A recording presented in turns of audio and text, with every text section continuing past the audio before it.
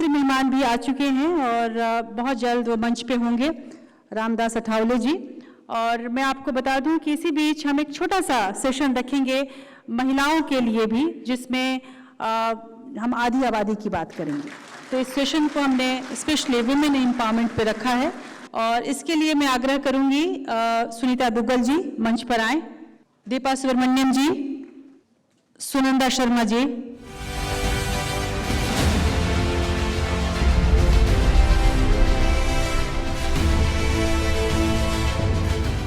और एक सरप्राइज खुशी की बात यह है कि मैंने तो समझा था कि ये जो मंच होगा केवल महिलाओं से सजेगा, लेकिन पहले हम महिलाएं कहती थीं कि हम पुरुषों के मंच पे जरूर बैठेंगे।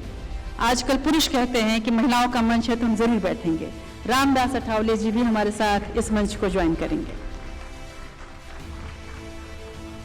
चूंकि ये बहुत ही संक्षिप्त सा सेशन है, इसलिए हमारे जवाब बड़े क्रिस्प होंगे।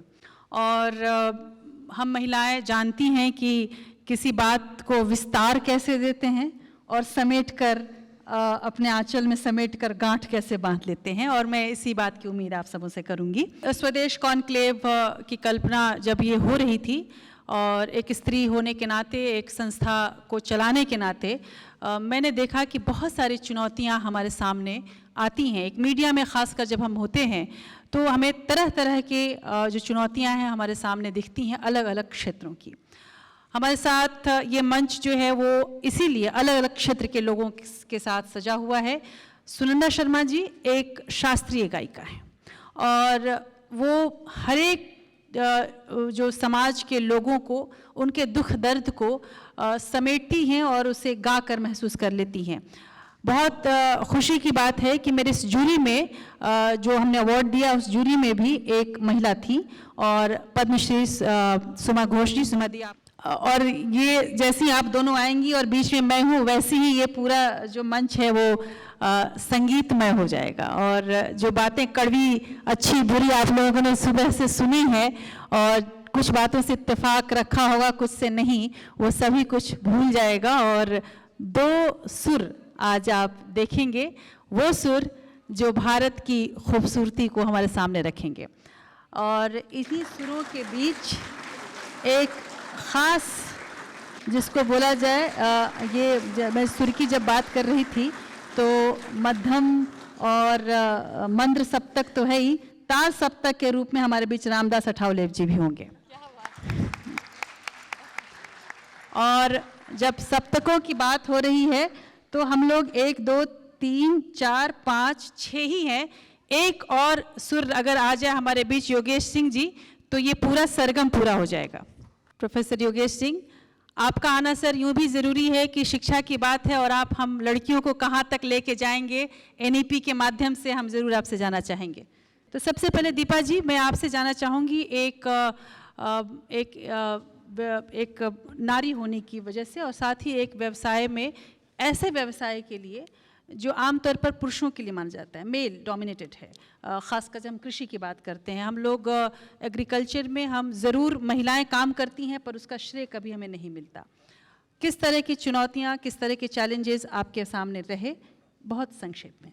We call the earth Mother Nature, so she's a mother. And after that, when we talk about growth, it's the soil. So good soil means good health. Good health, good produce.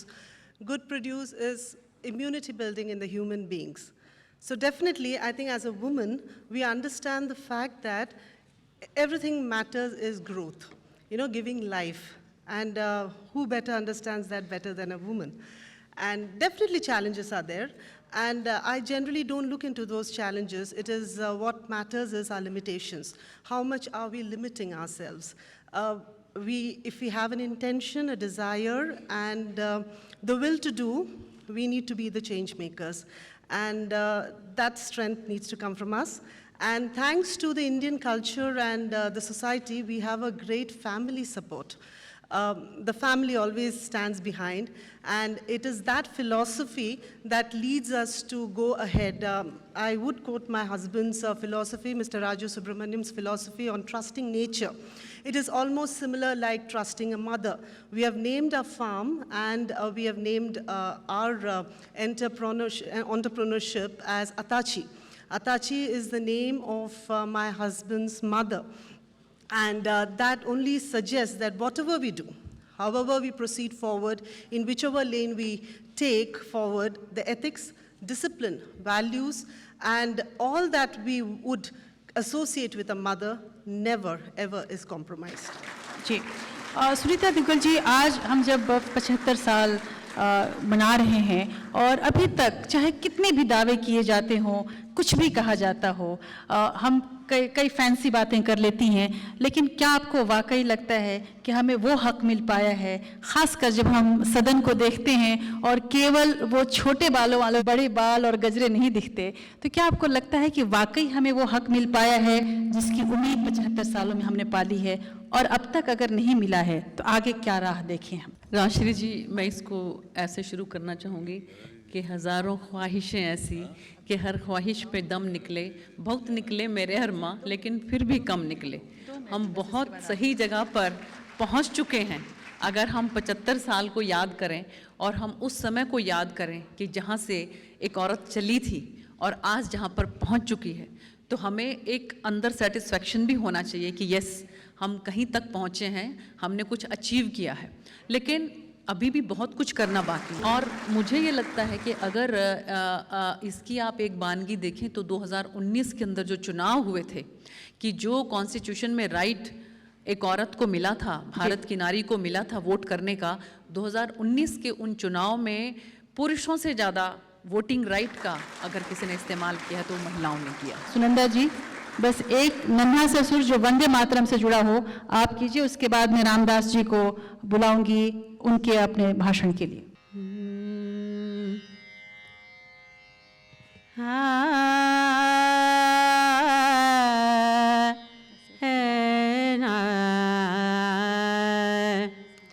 Vande Mataram,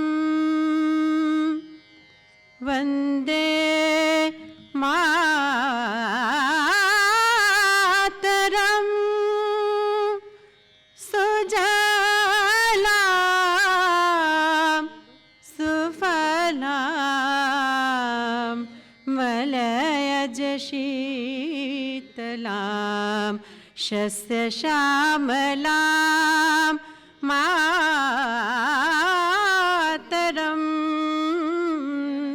Vande Mataram, Shubhra Jyotsna पुलकितयामिनी, full Kusumita द्रुमदल शोभिनी, Suhasini सुमधुर भाषिणी, सुखदां वरदां मातरम। वंदे मातरम, वंदे मातरम, वंदे मातरम, वंदे मातरम। प्रणाम जी। रामदास अठावले जी।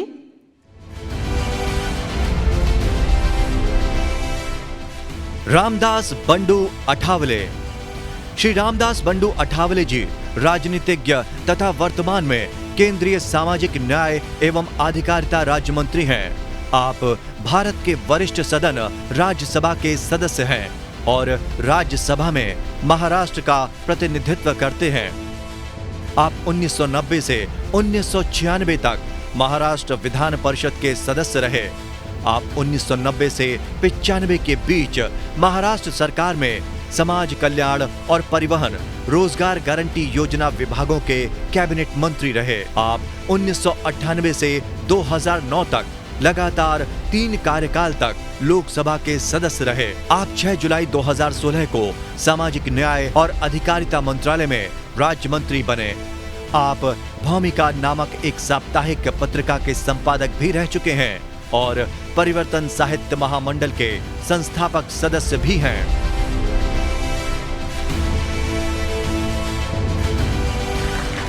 आपका स्वागत करते हुए और इसके पहले कि और कोई कार्यक्रम में आगे बढ़ाऊं, सबसे पहले उनकी बात हम ज़रूर सुने, क्योंकि दरअसल हम लोग कुछ भी चर्चा करें, हम कुछ भी कह लें, करना तो इनको है, जवाब तो हम इनसे लेंगे। तो आपको सर ज़रूर हम सुनना चाहेंगे और आगे की तस्वीर आप किस तरह से हमारे सामने पेश करेंगे, सीधे रामदास जी से। उपस्थित सभी भाई और बहनों, ये जो वर्ष है, ये वर्ष आज़ादी का 75वां वर्ष है। हमें तो बहुत हो रहा है हर्ष, हमें तो बहुत ही हो रहा है हर्ष, क्योंकि हम मना रहे हैं आज़ादी का 75वां वर्ष।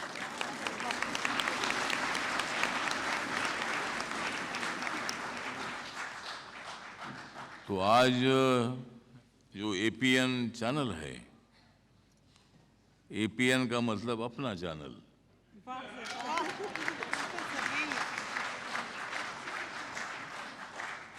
तो ये अपना चैनल ने और स्वदेश कॉन्क्लेव एवं स्वदेश सम्मान इस प्रोग्राम का आयोजन यहाँ किया गया है। राजेश्री राय, मैं करता हूँ बाय बाय।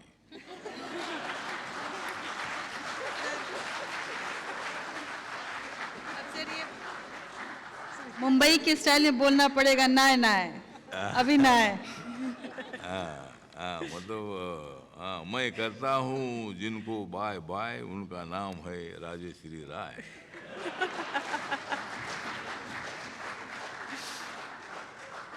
और मराठी में बोलते हैं नाय नाय। वही मैंने बोला सर, मराठी में नाय नाय। नाय नाय। तो आप एडिटर इन चीफ है और एक महिला होने के बावजूद भी बहादुर महिला है। एक चैनल आपको चला रही है, उसके साथ साथ यहाँ सुनीता दुग्गल जी जो हमारी सिरसा की सांसद है, हरियाणा की, जो IRS भी बन चुकी थी, नौकरी छोड़कर ये राजनीति में आई है, लेकिन मैं बिना नौकरी करके राजनीति में आया हूँ।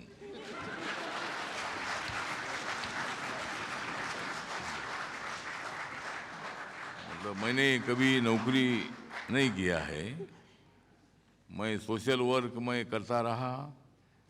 एक दलित पैंथर्स नाम का एक संगठन था महाराष्ट्र में और इंडिया में, सर अत्याचार के खिलाफ आवाज उठाने वाला एक संगठन हमारा था।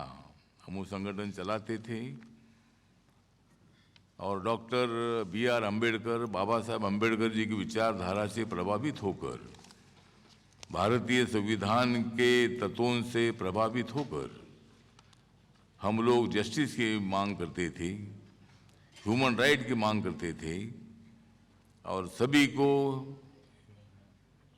मानव अधिकार मिलना चाहिए, सभी को न्याय मिलना चाहिए, इसके लिए हम आवाज़ उठाते थे। जो मुझे नरेंद्र मोदी जी के सरकार में सामाजिक न्याय और अधिकारिता मंत्रालय का कार्यभार, राज्य मंत्री का कार्यभार हमें मिला है। मेरी party Republican party of India है।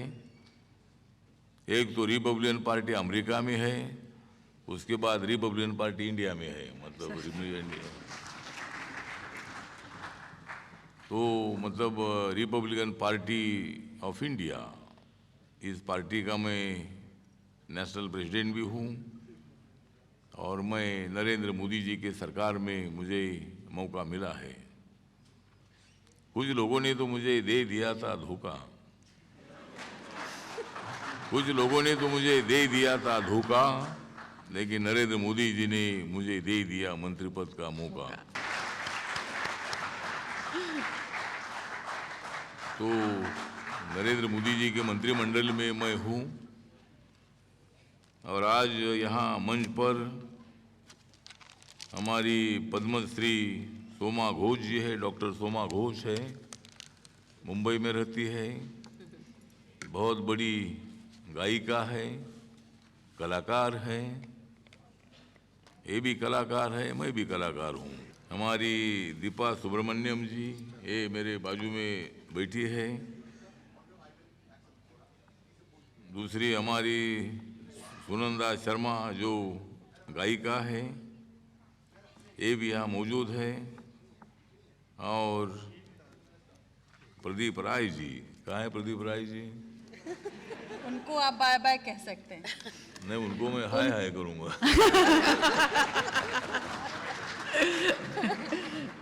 दिल्ली विश्वविद्यालय के वाइस चांसलर योगेश सिंह जी, ये भी यहाँ तशरीफ लाए हैं।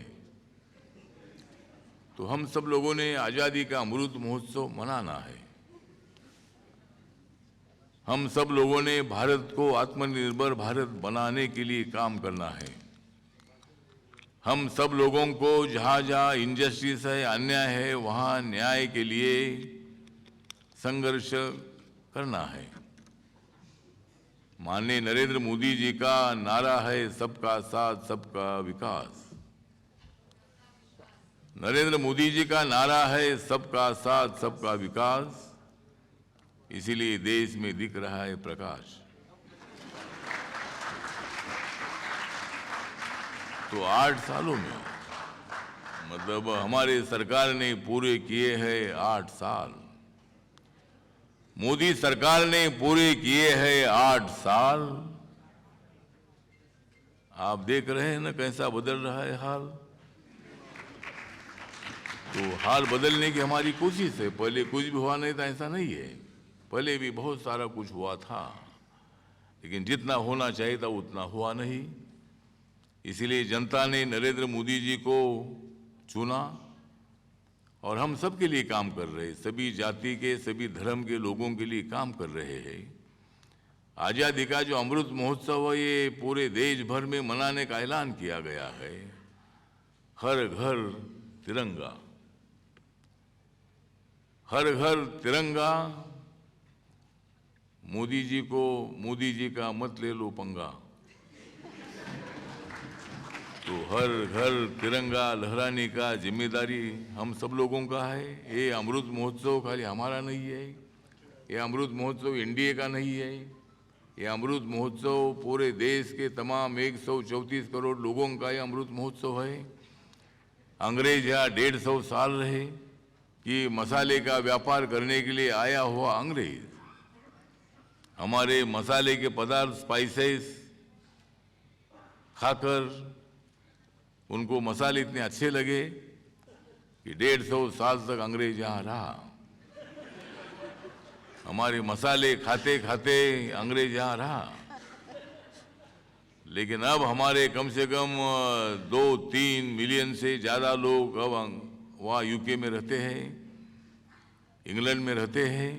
देश की प्रगति करने के लिए जिस तरह आपका एपीएन चैनल है, ये चैनल सभी लोगों को कैसा न्याय दिया जा सकता है, सभी नेताओं को कैसा टाइम दिया जा सकता है, अलग अलग इशू पर कैसा डिबेट किया जा सकता है, गांव की समस्या क्या है, शहरों की समस्या क्या है। आज भी हम प्रगति की दिशा से आगे जा रहे हैं, लेकिन गांव में आज भी गरीबी है। उस गरीबी को हटाने की कोशिश माननीय नरेंद्र मोदी जी की है।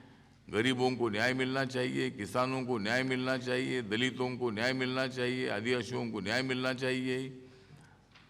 इतना ही नहीं तो मध्यम वर्गीय लोगों को न्याय मिलना चाहिए, उद्योगपतियों को न्याय मिलना चाहिए, व्यापारी लोगों को न्याय मिलना चाहिए, महिलाओं को न्याय मिलना चाहिए। महिलाओं पर बीच बीच में अत्याचार होते रहते हैं, उनके ऊपर इनजस्टिस होता है। लेकिन अभी महिलाओं का जो अपना महिला रिजर्वेशन का जो बिल है अभी तक पेंडिंग है।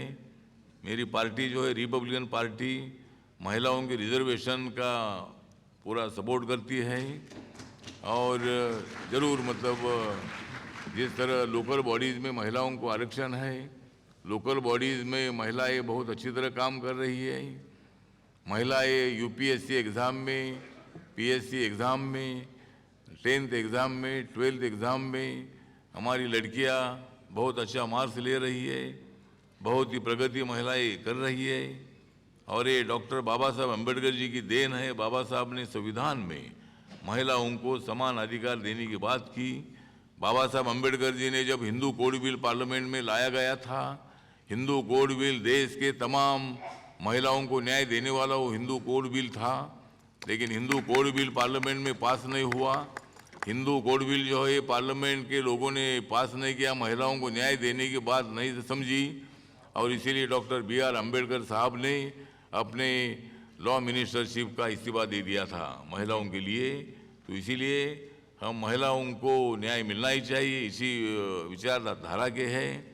और इसीलिए मुझे लगता है कि आज ये जो मेरा सामाजिक न्याय और अधिकारिता मंत्रालय है, मेरे मंत्रालय के अंतर्गत शेड्यूल कास्ट आते हैं, DNT आते हैं, OBC आते हैं, मेरे मंत्रालय के अंतर्गत दिव्यांगजन आते हैं, ओल्ड एज के लोग आते हैं, अनाथ लोग आते हैं, ट्रांसजेंडर आते हैं और नशा करने वाले लोग आते हैं। तो ऐसे जो लोग हैं तो कम से कम 85% से ज़्यादा पॉपुलेशन मेरे मंत्रालय के अंतर्गत आती है। और बहुत सारी योजनाएं हमारे मंत्रालय के माध्यम से हम चलाते हैं। सभी वर्गों को न्याय देने के लिए हम काम करते हैं। दिव्यांगजनों के लिए विशेषकर उनको दिव्यांगजन नाम दे दिया, उनको डिसेबल कहना ठीक नहीं। ये इनका मतलब शरीर से दिव्यांग होते हैं, लेकिन मन से कभी दिव्यांग होते नहीं है। मन से वो बहुत बड़े स्ट्रांग होते हैं, दिल से बहुत बड़े स्ट्रांग होते हैं। और उनको अगर चलने के लिए नहीं आता है तो दिल से चलते हैं, उनको देखने के लिए नहीं आता है तो दिल से देखते हैं, जिनको मतलब सुनने के लिए आता नहीं वो दिल से सुनते हैं। तो इसी तरह मतलब बहुत सारे दिव्यांगजन जो है ये बहुत बड़े एक्टिव होते हैं। बहुत बड़े खेलों में भी आजकल बहुत अच्छी प्रगति दिव्यांगजनों के माध्यम से हो रही है। अभी मेरे पास कुछ लोग आए थे जो व्हील चेयर है, व्हील चेयर से क्रिकेट खेलने का जो गेम है, व्हील चेयर में बैठकर बैटिंग करना, व्हील चेयर में बैठकर मतलब बॉलिंग करना, फिर व्हील चेयर में बैठकर फील्डिंग करना। तो मतलब ऐसा गेम भी है। तो मतलब बहुत सारे गेमों में भी हमारे दिव्यांगजन बहुत ही अच्छी तरह मतलब काम करते हैं, खेलते हैं। तो मतलब उनको दिव्यांगजन कहना ठीक नहीं है। मेरा मंत्रालय सभी लोगों को न्याय देने के लिए हमारा मंत्रालय आगे चल रहा है। समाज में समानता प्रस्तावित करने के लिए मेरा मंत्रालय काम करता है। और इस साल का मेरे मंत्रालय का बजट 1,42,239 करोड़ का मेरे मंत्रालय का बजट है। दूसरे मंत्रालय के कंपैरिजन में माननीय नरेंद्र मोदी जी ने मेरे मंत्रालय को बहुत अच्छा बजट दे दिया है। और इसीलिए मुझे लगता है कि हम लोगों की प्रगति करने के लिए आगे बढ़ रहे हैं। इसीलिए हमें APN का भी सपोर्ट हमको मिलते रहना चाहिए। बिल्कुल। और ये APN जो चैनल है ये बहुत बड़ा पॉपुलर चैनल है। और हमारी जो मैडम राजेश्री है ये मतलब बहुत बड़ी एक्टिव हमारी महिला मतलब पत्रकार है। आप तो अभी तक राजनीति में आई नहीं है, लेकिन पत्रकारों ने भी राजनीति में आना चाहिए। और मतलब नहीं, मैं सर खबर बनने में नहीं, खबर लेने में यकीन रखती हूँ। हाँ नहीं ठीक है, हाँ खबर दे दो। आपने मुझे यहाँ पर बुलाया, एक सामाजिक न्याय और अधिकारिता मंत्रालय के MOS के नाते आपने मुझे यहाँ बुलाया, इसीलिए मैं आपका धन्यवाद करता हूँ। और आज का दिन मुझे जरूर रहेगा याद, आज का दिन मुझे जरूर रहेगा याद। मैं करता हूँ APN का धन्यवाद। बहुत बहुत धन्यवाद सर। और सर आपने जो बातें रखी हैं, जिसको कहा जाता है हल्की फुल्की बातें लेकिन देखन में छोटन लगे घाव करे गंभीर, मतलब ये जो अंदर तक ये तीर गए हैं ये वहाँ तक पहुँच रहे हैं जो हम लोगों की समस्या है। दरअसल वाकई जो न्याय कैसे नीचे तक पहुँचे और कैसे सबकी सहभागिता हो, ये बहुत ज़रूरी है। प्रोफेसर योगेश सिंह जी हमारे साथ मौजूद हैं। जैसा मैंने आपको पहले भी बताया कि उनको तो दो तरीके से मैं चाह रही हूँ इस पूरे मंच पर उनको शामिल करना, क्योंकि जो बात सर ने रखी है कि महिलाओं की सहभागिता पर भी बहुत काम न्याय सहकारिता मंत्रालय कर रहा है, उसमें शिक्षा की अपनी भूमिका है। एनईपी एक नई चीज़ आई है जो हम लोग जिसको कहते हैं कि रॉकेट साइंस सा हो गया है, पता ही नहीं चलता है कि इसमें क्या हो रहा है। योगेश सिंह जी, क्या एनईपी वाकई रॉकेट साइंस है? क्योंकि एनईपी पर बात करना यूँ ज़रूरी है कि 75 साल के बाद जो रास्ता खुल रहा है शिक्षा के लिए, वो एनईपी के माध्यम से ही खुल रहा है। सभा में उपस्थित सभी का मैं आभार व्यक्त करता हूँ। और जो मुझे राजश्री मैडम ने दिया कि टॉपिक दिया कि national education policy and future of education in India, राष्ट्रीय शिक्षा नीति और शिक्षा का भारत में भविष्य कैसा होगा। तो अभी तो राष्ट्रीय शिक्षा नीति पे बहुत बात हो रही है, तो कई बार मन में प्रश्न आता है इसकी आवश्यकता क्या है, क्या ये जरूरी है, और अगर ये आई है तो इसका क्या फ़ायदा है। ऐसा एक बुनियादी सा प्रश्न आता है, क्या ये प्रासंगिक है, ये है, क्या ये भारत का भला कर सकती है। और अभी शिक्षा के बिना भी तो, इस शिक्षा नीति के बिना भी तो देश चल ही रहा था, इंजीनियर भी बन रहे थे, डॉक्टर भी बन रहे थे, बहुत सारे काम देश में हो ही रहे थे, फिर भी इसकी आवश्यकता क्या है, ऐसा एक मन में भाव आता है कि ज़रूरत क्या है। एरिस्टोटल ने शिक्षा का पहले तो मतलब समझाया कि the purpose of education is learning to live together, और भारत में इसको दूसरे तरीके से माना गया कि समझ की समझ को विकसित करना ही शिक्षा है। समझ की समझ को विकसित करना ही शिक्षा है।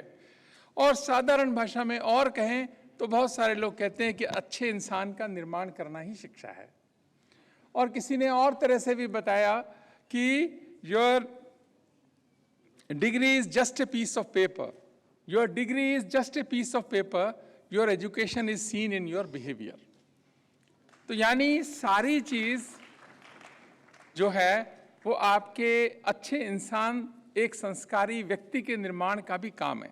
तो इससे पहले जब मैं दिल्ली विश्वविद्यालय से पहले भी एक दो यूनिवर्सिटीज़ में वाइस चांसलर रहा, तो वहाँ पर टेक्नोलॉजी की यूनिवर्सिटी में बहुत, मैं समझता बहुत पढ़ने लिखने वाले, बहुत मेहनती से बच्चे आते हैं, और जिस बच्चे को 1.25 करोड़ या 1.5 करोड़ का पैकेज मिलता है, तो मैं सोचता था कि उनसे बात करूं कि ये बच्चे कैसे हैं। ये देश के मेहनती बच्चे हैं, बहुत अच्छा ज़िंदगी में किया है, आपकी जो भी शिक्षा की नीति रही हो उसको वो 100% पालन करने वाले बच्चे हैं, तभी तो 1.25 करोड़ 1.5 करोड़ साल का पैकेज मिलना कोई आसान नहीं किसी के लिए। ऐसे बच्चों से जब मैं बात करता हूँ, मैंने एक बनाया हुआ था कि उनसे बात करूँगा, तो एक बच्चे से घटना है जो मैं बहुत बार सुनाया करता हूँ। तो मैंने उस बच्चे को कहा कि बेटा 1.25 करोड़ का तुमको पैकेज मिला है, क्या करोगे, बहुत सारा पैसा होता है 1.25 करोड़ रुपया। तो उसने कहा कि सर वैसे तो कोई खास बात नहीं है, लेकिन मौज करेंगे। मैंने कहा बहुत अच्छी बात है, मौज करोगे, पर मौज करने से तुम्हारा मतलब क्या है। तो उसने कहा कि मैं एक बड़ी सी कार खरीदूंगा। ठीक है, आप कार खरीदिए, फिर क्या। तो थोड़ी देर वो सोचता रहा, उसने कहा कि ऐसा है कि एक मकान खरीद लेता हूँ। तो मैंने कहा मकान इतनी जल्दी क्या करोगे खरीद के, थोड़े साल बाद खरीद लेना, अभी तो तुम स्टूडेंट हो। तो उसने कहा कोई बात नहीं सर, मकान बाद में खरीद लेंगे। तो और क्या करोगे, तो वो उसके पास कोई जवाब नहीं था। तो मैंने फिर बहुत कहा, तो एक ने कहा मैं फुटबॉल के मैचेस देखूंगा। ठीक है, तो मैंने उसकी मदद करने के लिए कहा कि ऐसा है बेटा, इतना सारा पैसा है, क्या तुम इसमें से अपने पेरेंट्स को कुछ देना चाहोगे। तो उसने कहा कि नहीं सर, उनको ज़रूरत नहीं है, उनके पास बहुत पैसे हैं। मैंने कहा कोई बात नहीं, उनके पास बहुत पैसे होंगे, अगर तुम उनको कुछ दोगे ना थोड़ा, तो उनको अच्छा लगेगा, उनको देना। तो उसने कहा नहीं सर, ज़रूरत नहीं है, you don't know the financial condition of my house, they have enough, they don't need my money. तो मैंने कहा बेटा अभी तो पैसा आया नहीं है, अभी से तुम माई मनी की बात करने लग गए, तो अगर दोगे तो उनको अच्छा लगेगा। जब मैंने ज़्यादा पुश किया तो उसने कहा ठीक है सर, है मैं सोचूंगा, या आप ज़्यादा कहते हो तो चलिए मैं विचार करूंगा। हाँ नहीं भरी उसने। तो मैंने सोचा कि ये बच्चे ने हाँ नहीं भरी, पर मैंने भी थोड़ी हिम्मत नहीं हारी। मैंने फिर उसको फर्दर कहा कि इसमें से कुछ हमें कुछ देना चाहोगे क्या। तो उसने कहा कि आपका तो बनता ही नहीं है इसमें से। आपका तो किसी भी एंगल किसी भी फार्मूले से नहीं बनता। मेरे बच्चे बहुत सारे बैठे हैं, तो मैंने कहा कि क्यों नहीं बनता हमारा। उसने कहा सर देखिए मैंने 8वीं से 12वीं तक खूब पढ़ाई करी, जेई का एग्जाम दिया, जब दूसरे बच्चे खेलते होंगे तो मैं पढ़ता था, मैंने सारा काम किया, तो इसमें आपका क्या। कह रहे हमारा तो कुछ नहीं। कह रहे यहाँ आया, मेरा एडमिशन हुआ, मैंने पढ़ाई करी, खूब अच्छा हुआ है, तो इसमें आपका क्या। हमारा इसमें भी कुछ नहीं है। चलो मैंने कहा और, कहते जी कंपनी आई, मैंने एग्जाम दिया, टेस्ट दिया, किसी पे क्या एहसान है, किसी पे क्या एहसान है, मैंने किया, मैं अच्छा था, मैंने पढ़ाई करी तो मेरे को मिला, इसमें क्या खास बात है। तो मैं सोचने लगा कि ये बच्चा जो हमारा सबसे ब्रिलियंट बच्चा है देश का, ब्राइट ब्रेन है, कल को बड़ी बड़ी पोजीशन पे जाएगा, ये अपनी क्रेडिट का सक्सेस अपने पेरेंट्स तक के साथ शेयर करने को तैयार नहीं है, तो हमारे साथ तो क्या करेगा। तो मैंने कहा कि बेटा एक बात बताओ, तुमको लगता है कि ये सारी जो सक्सेस है ये तुम ही हो इसके मालिक। उसने कहा सर ऐसी इमोशनल बातों का कोई फायदा नहीं होता, फिलोसफिकल बातें हैं, ऐसी कोई बात नहीं है। मैं सोचने लगा कि क्या इस बच्चे का कसूर है ये, उसको जब शेयर करने की आदत ही नहीं है। तो मुझे हरिओम पवार हमारे हिंदी के एक कवि हैं, उनकी एक लाइन याद आई कि वो पेरेंट्स को भी देने को कुछ तैयार नहीं कह रहे, हम कर्जा खाए बैठे हैं इन अपनों की कुर्बानी का, हम क्या एहसान चुकाएंगे इनकी आंखों के पानी का। वो बच्चा, ऐसा बच्चा आपके एक कंपनी का यदि आउटपुट ऐसा आ रहा है, और बच्चा तो अच्छा ही है, आपका 100% जो फॉलोअर है वो बच्चा है, होशियार है, पढ़ता है, माँ बाप ने कहा पढ़ो, सब अच्छा है उसका, उसके बावजूद यदि ये सोच डेवलप हुई तो शिक्षा फेल हुई ना। यानी शिक्षा में कोई ना कोई ऐसी सीरियस कमी रह गई हमारे से कि आज ऐसी सोच डेवलप हुई। तो इस सोच को बदलने का एक प्रयास ये राष्ट्रीय शिक्षा नीति करने का प्रयास करेगी, ऐसा हमारा मानना है। क्योंकि जब 23 साल का बच्चा देश समाज को मिल रहा है, वो जो सोच है वो देश प्रेम की सोच होनी चाहिए, वो एक दूसरे से क्रेडिट को शेयर करने की, एक दूसरे को। लेकिन हुआ क्या, इस मार्क्स बेस्ड सिस्टम ने हमारा किया क्या है कि टोटल प्रीमियम हमारा सेल्फिशनेस को रहा। इसी कारण से ये ऐसी परिस्थिति बन गई कि गुडनेस को हमने प्रीमियम ही नहीं दिया, केवल मार्क्स, जिसके मार्क्स अच्छे आए वो अच्छा, जिसके मार्क्स कम आए तो कम अच्छा। अच्छाई को भी हमने मार्क्स के साथ जोड़ा। एक बहुत अच्छा बच्चा है, कम मार्क्स आते हैं तो सबको लगता है वो बहुत अच्छा बच्चा है ही नहीं। एक बच्चा बहुत अच्छा है, मार्क्स अच्छे आने चाहिए बस, बाकी वो कुछ भी करता हो तो उसका सब खून माफ। तो इसी कारण से हम ये सोचते हैं, देखो जिसके पास जो होगा वो देगा। कोई अच्छा है तो अच्छाई बांटेगा, बुरा है तो बुराई बांटेगा, निगेटिव है तो निगेटिविटी बांटेगा, क्रिटिकल है तो क्रिटिकलिटी बांटेगा। जिसके पास जो होगा वो देगा। तो अच्छाई अंदर हो, इस पर शिक्षा काम करे, ये मूल प्रश्न है जो कि राष्ट्रीय शिक्षा नीति को एड्रेस करना भी चाहिए, और राष्ट्रीय शिक्षा नीति इसको करेगी भी। और विश्वविद्यालयों में अभी क्या है, हमने दिल्ली यूनिवर्सिटी में भी शुरू किया है कि कोर्स बेस्ड रजिस्ट्रेशन। हम प्रोग्राम बेस्ड तो करते ही हैं कि किसी ने बीए में एडमिशन लिया, बीटेक में एडमिशन लिया। अभी कोई भारत का सिटीजन है, वो पढ़ना चाहता है, सिर्फ 1 या 2 कोर्स, कोई लॉयर है वो पढ़ना चाहता है यूनिवर्सिटी में, उसको लगता है कि मेरी कॉम्पिटेंसी एनहांस होगी यदि यूनिवर्सिटीज़ मेरे लिए खुलेंगी, मैं 1 या 2 कोर्स करूँगा। कोई जर्नलिस्ट कुछ नया करना चाहता है, कोई साइबर लॉ पे करना चाहता है, कोई आर्टिफिशियल इंटेलिजेंस सीखना चाहता है, कोई डेटा साइंस करना चाहता है। तो अब कोर्स बेस्ड रजिस्ट्रेशन हम भी शुरू करने जा रहे हैं। विदेशों में तो होता ही था, इस शिक्षा नीति के तहत तो सभी लोग कोई ना कोई कोर्स कर सकते हैं। तो आपको यूनिवर्सिटी में उन्हीं बच्चों के साथ बैठना पड़ेगा, उनके साथ ही पढ़ना पड़ेगा, उनके साथ ही एग्जाम देना पड़ेगा, आपको दोबारा से ज़िंदगी जीने का एक मौका मिलेगा। और बहुत सारे लोग जो घर में रहते हैं उनको भी इसमें काम करने का, कुछ नया सीखने का मौका मिलेगा। तो ये जो ओपननेस है, फ्लेक्सिबिलिटी है, ये राष्ट्रीय शिक्षा नीति लेकर आई है। और जैसे जैसे हम इसको सही तरीके से लागू करेंगे, और यदि हमने ठीक से लागू नहीं करी तो फिर कुछ होने वाला नहीं है। क्योंकि हमारे देश की क्या एक मूल समस्या है, हमारे समस्या भी नहीं कहूँगा, स्वभाव है कि ये कथाकारों का देश है। यहाँ पे क्या है, कथा करने वाले बहुत हैं, पर इम्प्लीमेंट जब करने की बात आती है तो हम चूक जाते हैं। तो हम आज अपेक्षा रखते हैं कि जो लोग भी एजुकेशन में हैं, जो इम्प्लीमेंट कर रहे हैं, वो कम से कम ऐसा ना करें। नहीं तो क्या होगा कि ये भी मौका अगर हम चूकेंगे, न जाने फिर कब मौका आएगा। इसी कारण से मैं उसकी डिटेल्स में तो नहीं जा रहा, क्योंकि उसमें हम क्या करने वाले हैं, लेकिन अच्छे इंसान, देश से प्यार करने वाले, देश की चिंता करने वाले नागरिक शिक्षा दे, ये जो मूल काम है, इस पर भी शिक्षा का फोकस होगा, जो कि अभी 70-75 साल में नहीं था। भारत विश्वविद्यालयों में नहीं था। भारत से प्यार करने की भावना भारत के विश्वविद्यालयों ने जागृत करने का काम नहीं किया, जो हम चाहते हैं कि करें, और हमारे बच्चे खुश रहें। एक और बात है कि जो बच्चे खुश रहें, किसी ने बहुत अच्छा कहा कि ये ना पूछना कि ज़िंदगी खुशी कब देती है, शिकायतें तो उन्हें भी हैं जिन्हें ज़िंदगी सब देती है। तो क्योंकि हमने उसको सिखाया नहीं, अगर विश्वविद्यालय में एक भी बच्चा सुइसाइड करता है किसी कारण से तो सारी शिक्षा फेल होती है, क्योंकि हमने उसको हैंडल करना चीज़ों को नहीं सिखाया। सारी शिक्षा में कभी भी नहीं सिखाया।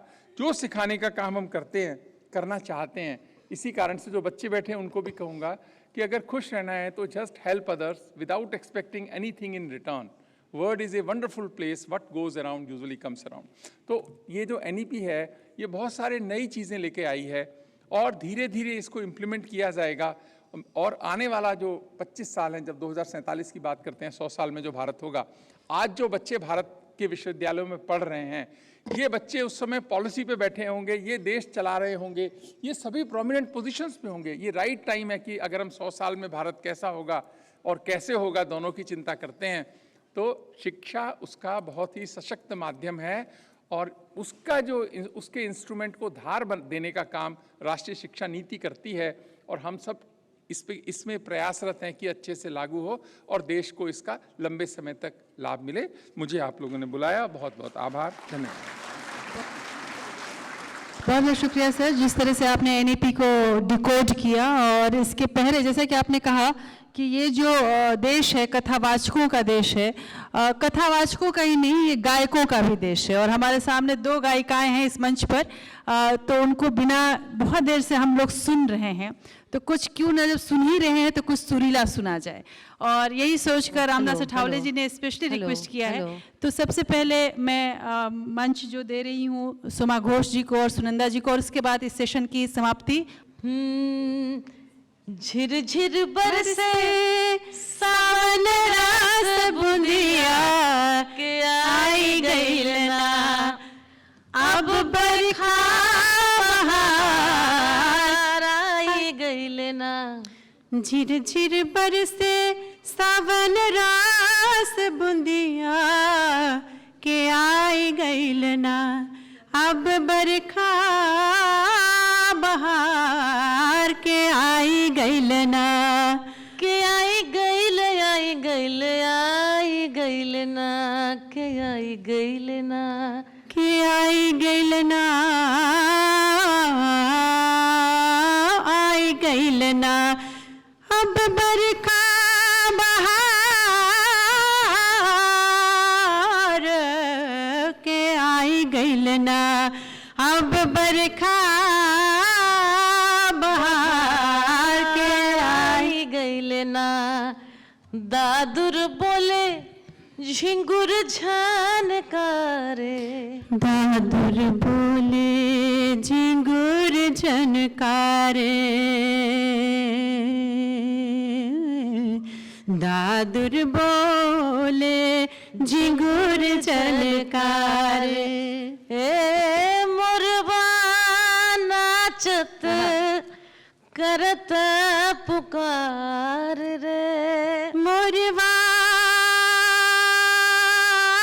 नाचत, ए मोरबा नाचत करत पुकार रे, मोरवा नाचत, मोरवा नाचत करत पुकार के आई गइल ना, अब बरखा बहार के आई गइल ना, के आई गइल ना, के आई गइल ना, के आई गइल झिर बरसे सावन रास बुंदिया, झिर झिर बरसे सावन रास बुंदिया के आई गइल ना, अब बरखा बहार के आई गइल ना। अब भगवान शिव को एक लाइन में याद करेंगे, क्योंकि सावन की गीत नहीं गाई जाती है जब तक शिव को नहीं याद करते हैं। ओम दिमिक दिम डमरू बाजे गिर कैलाश शिखर पर नाचे, दिमिक दिम मृदंग बाजे शीश गंग अर्धंग विराजे, उमा रमा हर सब सुर साजे, कर त्रिशूल डमरू लिए नाचे, शिव छम छम छम छन न न न नाचे, चम छम धा चम छम धा चम छम धा, शिव छम छम छम छन न न न नाचे, चम छम धा चम छम धा, शिव छम छम छम छन न न न नाचे, चम धा चम छम धा।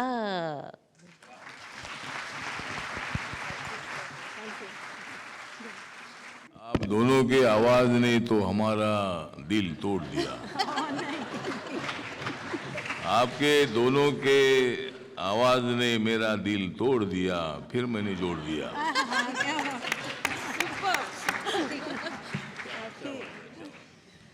इस क्रम को आगे बढ़ाएंगे और अब मैं निवेदन करना चाहूंगी राष्ट्रीय जी से और प्रदीप राय जी से कि आप श्रीमती सुनीता दुग्गल जी का पेंटिंग देकर स्वागत करें। श्रीमती सुनीता दुग्गल जी जो कि सांसद हैं, पेंटिंग देकर स्वागत करें श्रीमती राष्ट्रीय जी और प्रदीप राय जी।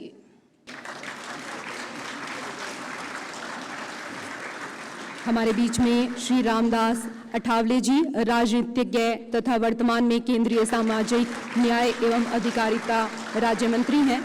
मैं निवेदन करना चाहूंगी योगेश सिंह जी से और प्रदीप राय जी से कि आप पेंटिंग देकर स्वागत करें।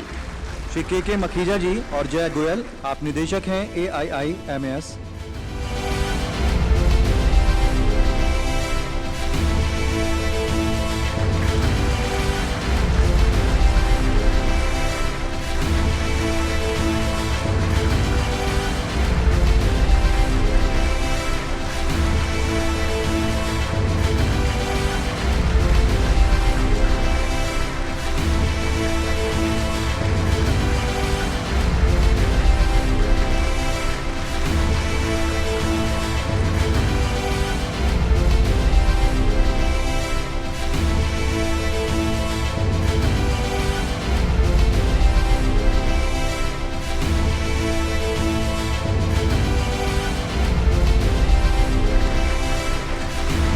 हमारे अगले सम्मानित अवार्डी हैं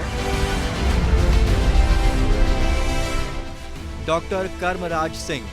आप ऑर्थोपेडिक सर्जन एंड पीडियाट्रिक्स हैं और साथ में डिसएबिलिटी करेक्शन एक्सपर्ट भी हैं। जॉइंट रिप्लेसमेंट एंड पल्सेटिबुलर ट्रॉमा के क्षेत्र में आपने अपना अहम योगदान दिया है। आपको अपने इस कार्य के लिए स्वदेश अवार्ड से सम्मानित किया जा रहा है।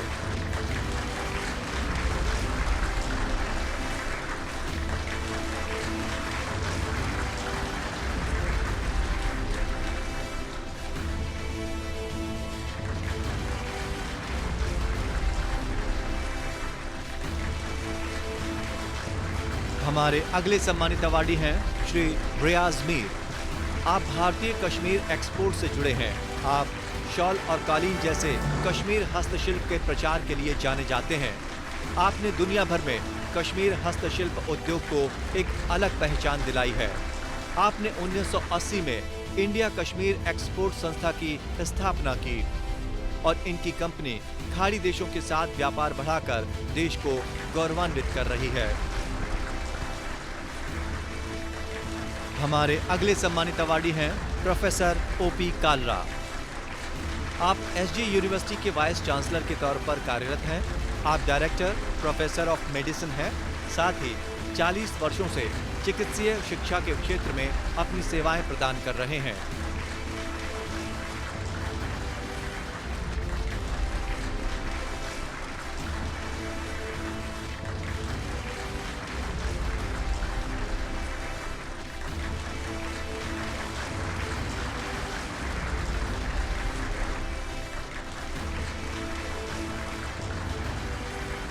हमारे अगले सम्मानित अवार्डी हैं श्री R प्रेम कुमार। आप BLM हाउसिंग सोसाइटी के चेयरमैन पद पर कार्यरत हैं। आपको समाज के विभिन्न क्षेत्र में अपने महत्वपूर्ण योगदान के लिए स्वदेश अवार्ड से सम्मानित किया जा रहा है। 2022 के तहत ये पुरस्कार वितरण समारोह चल रहा है। आज़ादी का अमृत महोत्सव भी मनाया जा रहा है और उसमें ये महान विभूतियां आज हमारे बीच मौजूद हैं। हमारे अगले सम्मानित अवार्डी हैं श्री महावीर प्रसाद मान सिंह का उद्योगपति व लोकोपकारक। श्री महावीर प्रसाद मान सिंह का लोकोपकारक व दान के पर्याय है। उन्हें खाद्य तेल उद्योग में अग्रणी माना जाता है।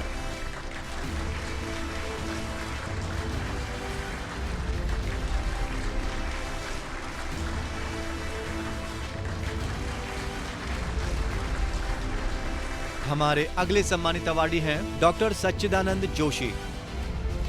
आप एक जाने माने लेखक, थिएटर आर्टिस्ट और स्कॉलर हैं। मौजूदा समय में आप Indira Gandhi national centre for art के सचिव के तौर पर भी काम कर रहे हैं।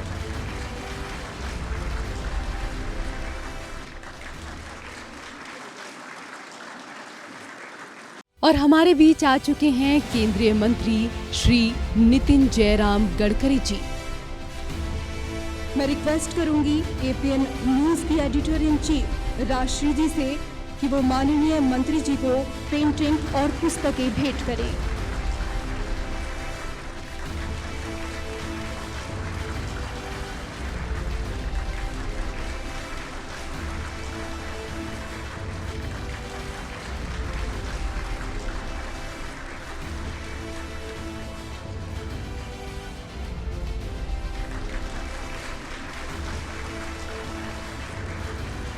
इस सत्र को आगे बढ़ाते हैं एपीएन न्यूज के एडिटर इन चीफ राजश्री जी से मैं स्वागत भाषण के लिए कहूंगी कि वो आएं और स्वागत भाषण दें। बहुत बहुत स्वागत मंच पर आसीन इस वक्त माननीय मंत्री नितिन गडकरी जी, एक ऐसे मंत्री जो कहते नहीं हैं करते हैं। और साथ ही प्रदीप राय जी, आप सबों का स्वागत करते हुए अपने तमाम जो हमारे दर्शक हैं उनका भी स्वागत, दर्शक नहीं हिस्सेदार इस आज़ादी के अमृत महोत्सव के। कुछ उत्सव ऐसे होते हैं जो ख़त्म हो जाते हैं, कुछ उत्सव ऐसे होते हैं जो ख़त्म ही नहीं होते। आज़ादी का अमृत महोत्सव जो है वो एक तरह से ऐसा उत्सव है जो हमारे अच्छे दिनों की शुरुआत का उत्सव है। एक ऐसा उत्सव जो उम्मीदों का है, एक ऐसा उत्सव जो हमारे पुरानी तमाम वो यादों को भुलाकर एक नई इबारत लिखने की कोशिश के लिए मनाया जा रहा है। और इसी बात के साथ मैं जानती हूँ कि सुबह से इंतज़ार है कि नितिन गडकरी जी आ रहे हैं तो क्या बोलेंगे, वो सड़क कौन सी है जो हमें अपने सफलता की ओर उस मंजिल तक लेके जाएगी जिसकी कल्पना हमने की है। उसी सड़क की तस्वीर नितिन जी ज़रूर दिखाएंगे, लेकिन इसके पहले मैं प्रदीप राय जी से आग्रह करूंगी कि वो उस बात को ज़रूर रखें जिस दर्द को वो हर दिन अदालत में देखते रहते हैं और जिसकी वजह से जो फाउंडेशन है, इंडिया लीगल रिसर्च फाउंडेशन और बालाजी फाउंडेशन लगातार लोगों की मदद के लिए सतत प्रयासरत है। उस बात को, उस दर्द को भी नितिन जी के सामने रखना चाहिए, क्योंकि एक सड़क उस गरीब तक भी जानी चाहिए जो उसे न्याय दिलाए, जो उसे संवैधानिक अधिकार दिलाए।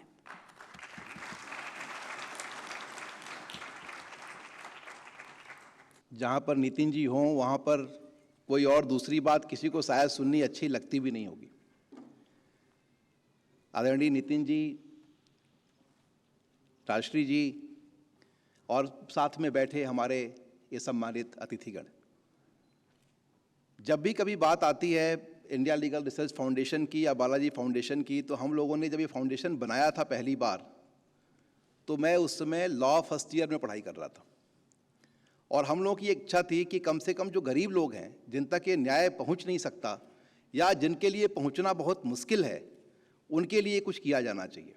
और हम लोगों ने जब लॉ ख़त्म किया, उसके साथ साथ जो हमारे साथ के पास आउट लड़के थे, आसपास के जानने वाले लोग थे, उनको जोड़ के, क्योंकि मैं भी पहले जर्नलिस्ट ही था, तो मैंने जब स्विच ओवर किया तो हमारे पास उस समय करीब 322 लड़कों की टीम बन गई, जिनकी टीम के साथ हम लोगों ने इंडिया लीगल रिसर्च फाउंडेशन शुरू किया।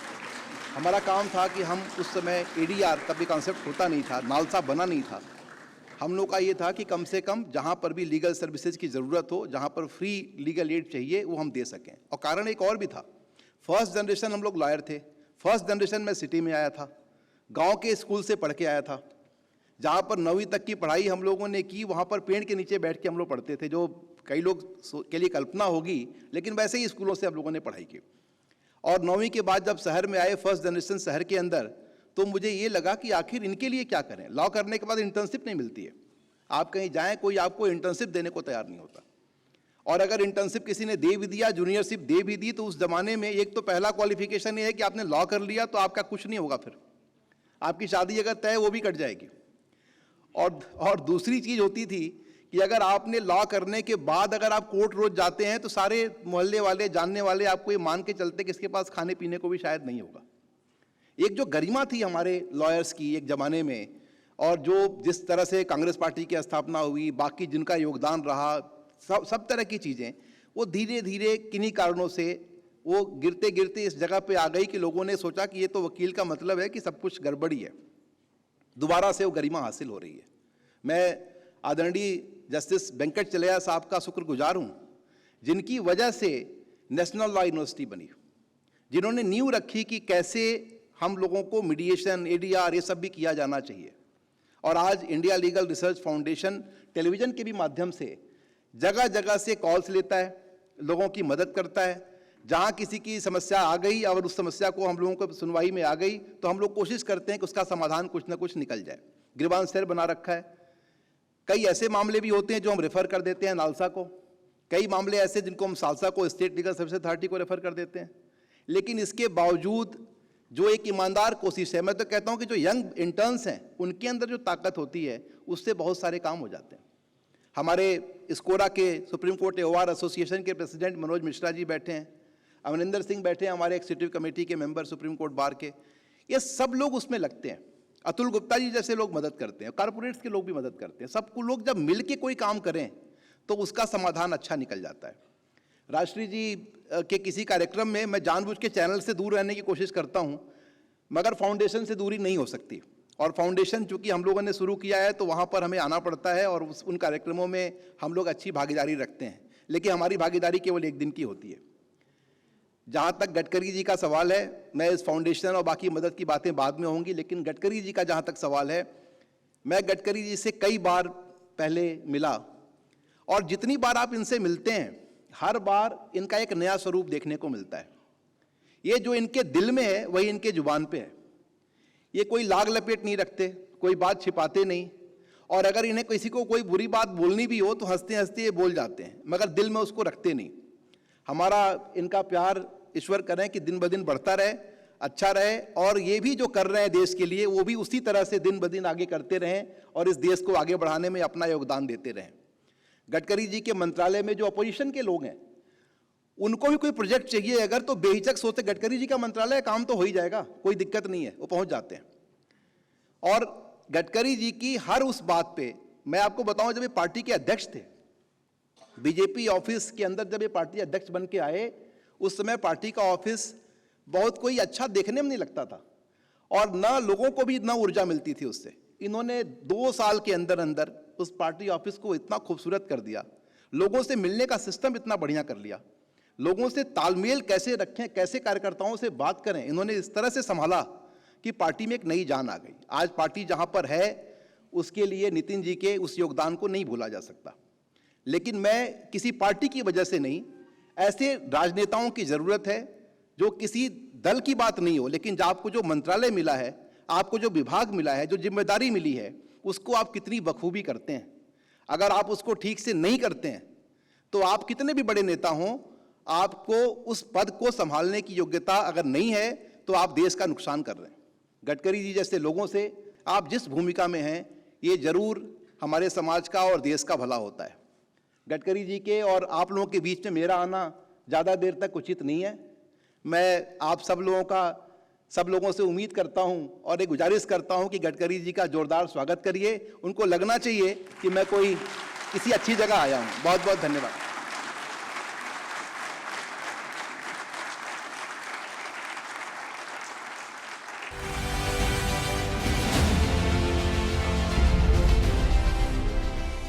केंद्रीय मंत्री श्री नितिन गडकरी जी भारत सरकार में रोड ट्रांसपोर्ट और हाईवे मंत्री हैं। आपका भारतीय राजनीति की दुनिया में एक प्रमुख नाम है। साथ साथ आप भारतीय जनता पार्टी के वरिष्ठ नेता भी हैं। आपको सड़क, एक्सप्रेसवे और फ्लाईओवर के निर्माण में काम करने के कारण फ्लाईओवर मैन के रूप में भी जाना जाता है। आपकी प्रधानमंत्री ग्राम सड़क योजना के कार्यान्वयन में महत्वपूर्ण भूमिका निभाए जाने के लिए तारीफ की जाती है। आप 1995 में महाराष्ट्र सरकार के लोक निर्माण मंत्री बनाए गए और 4 साल तक मंत्री पद पर रहे। मुंबई पुणे एक्सप्रेसवे आपके शानदार काम की एक झलक है। आप देश के पहले बायोडीजल पंप के भी अग्रणी माने जाते हैं। अब मैं माननीय मंत्री श्री नितिन जयराम गडकरी जी से नव भारत में पथ की भूमिका या नए भारत के मार्ग पर अपना विजन प्रस्तुत करने के लिए उनको सादर आमंत्रित करती हूँ।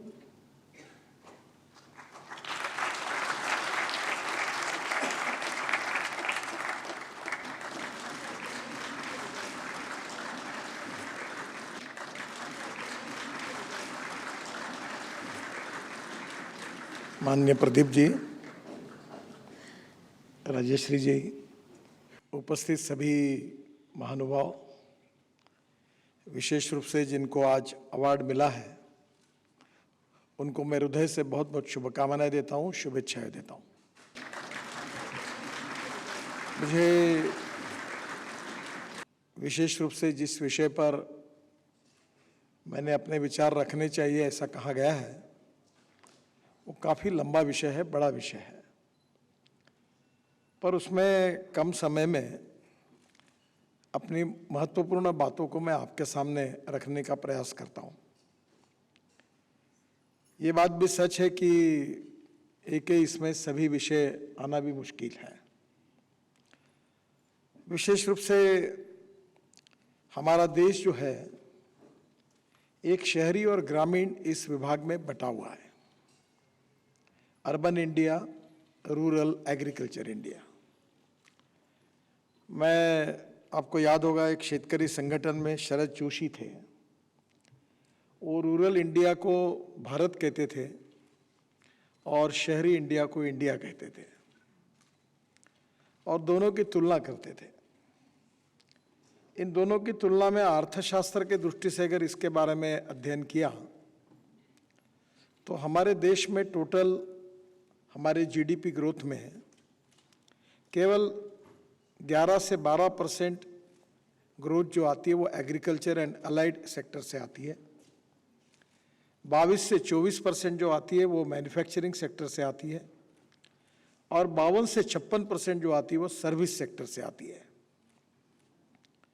हमारे देश में जो स्मॉल स्केल इंडस्ट्रीज है, लघु उद्योग है, हैंडलूम, हैंडीक्राफ्ट्स में काम करने वाले, खादी ग्रामोद्योग, छोटे छोटे काम करने वाले जो लोग हैं उनसे हमारे जीडीपी में 30% कंट्रीब्यूशन होता है और हमारा टोटल एक्सपोर्ट जो है 40% इसी क्षेत्र से आता है। और अभी तक इस क्षेत्र ने 11 करोड़ जॉब क्रिएट किए हैं।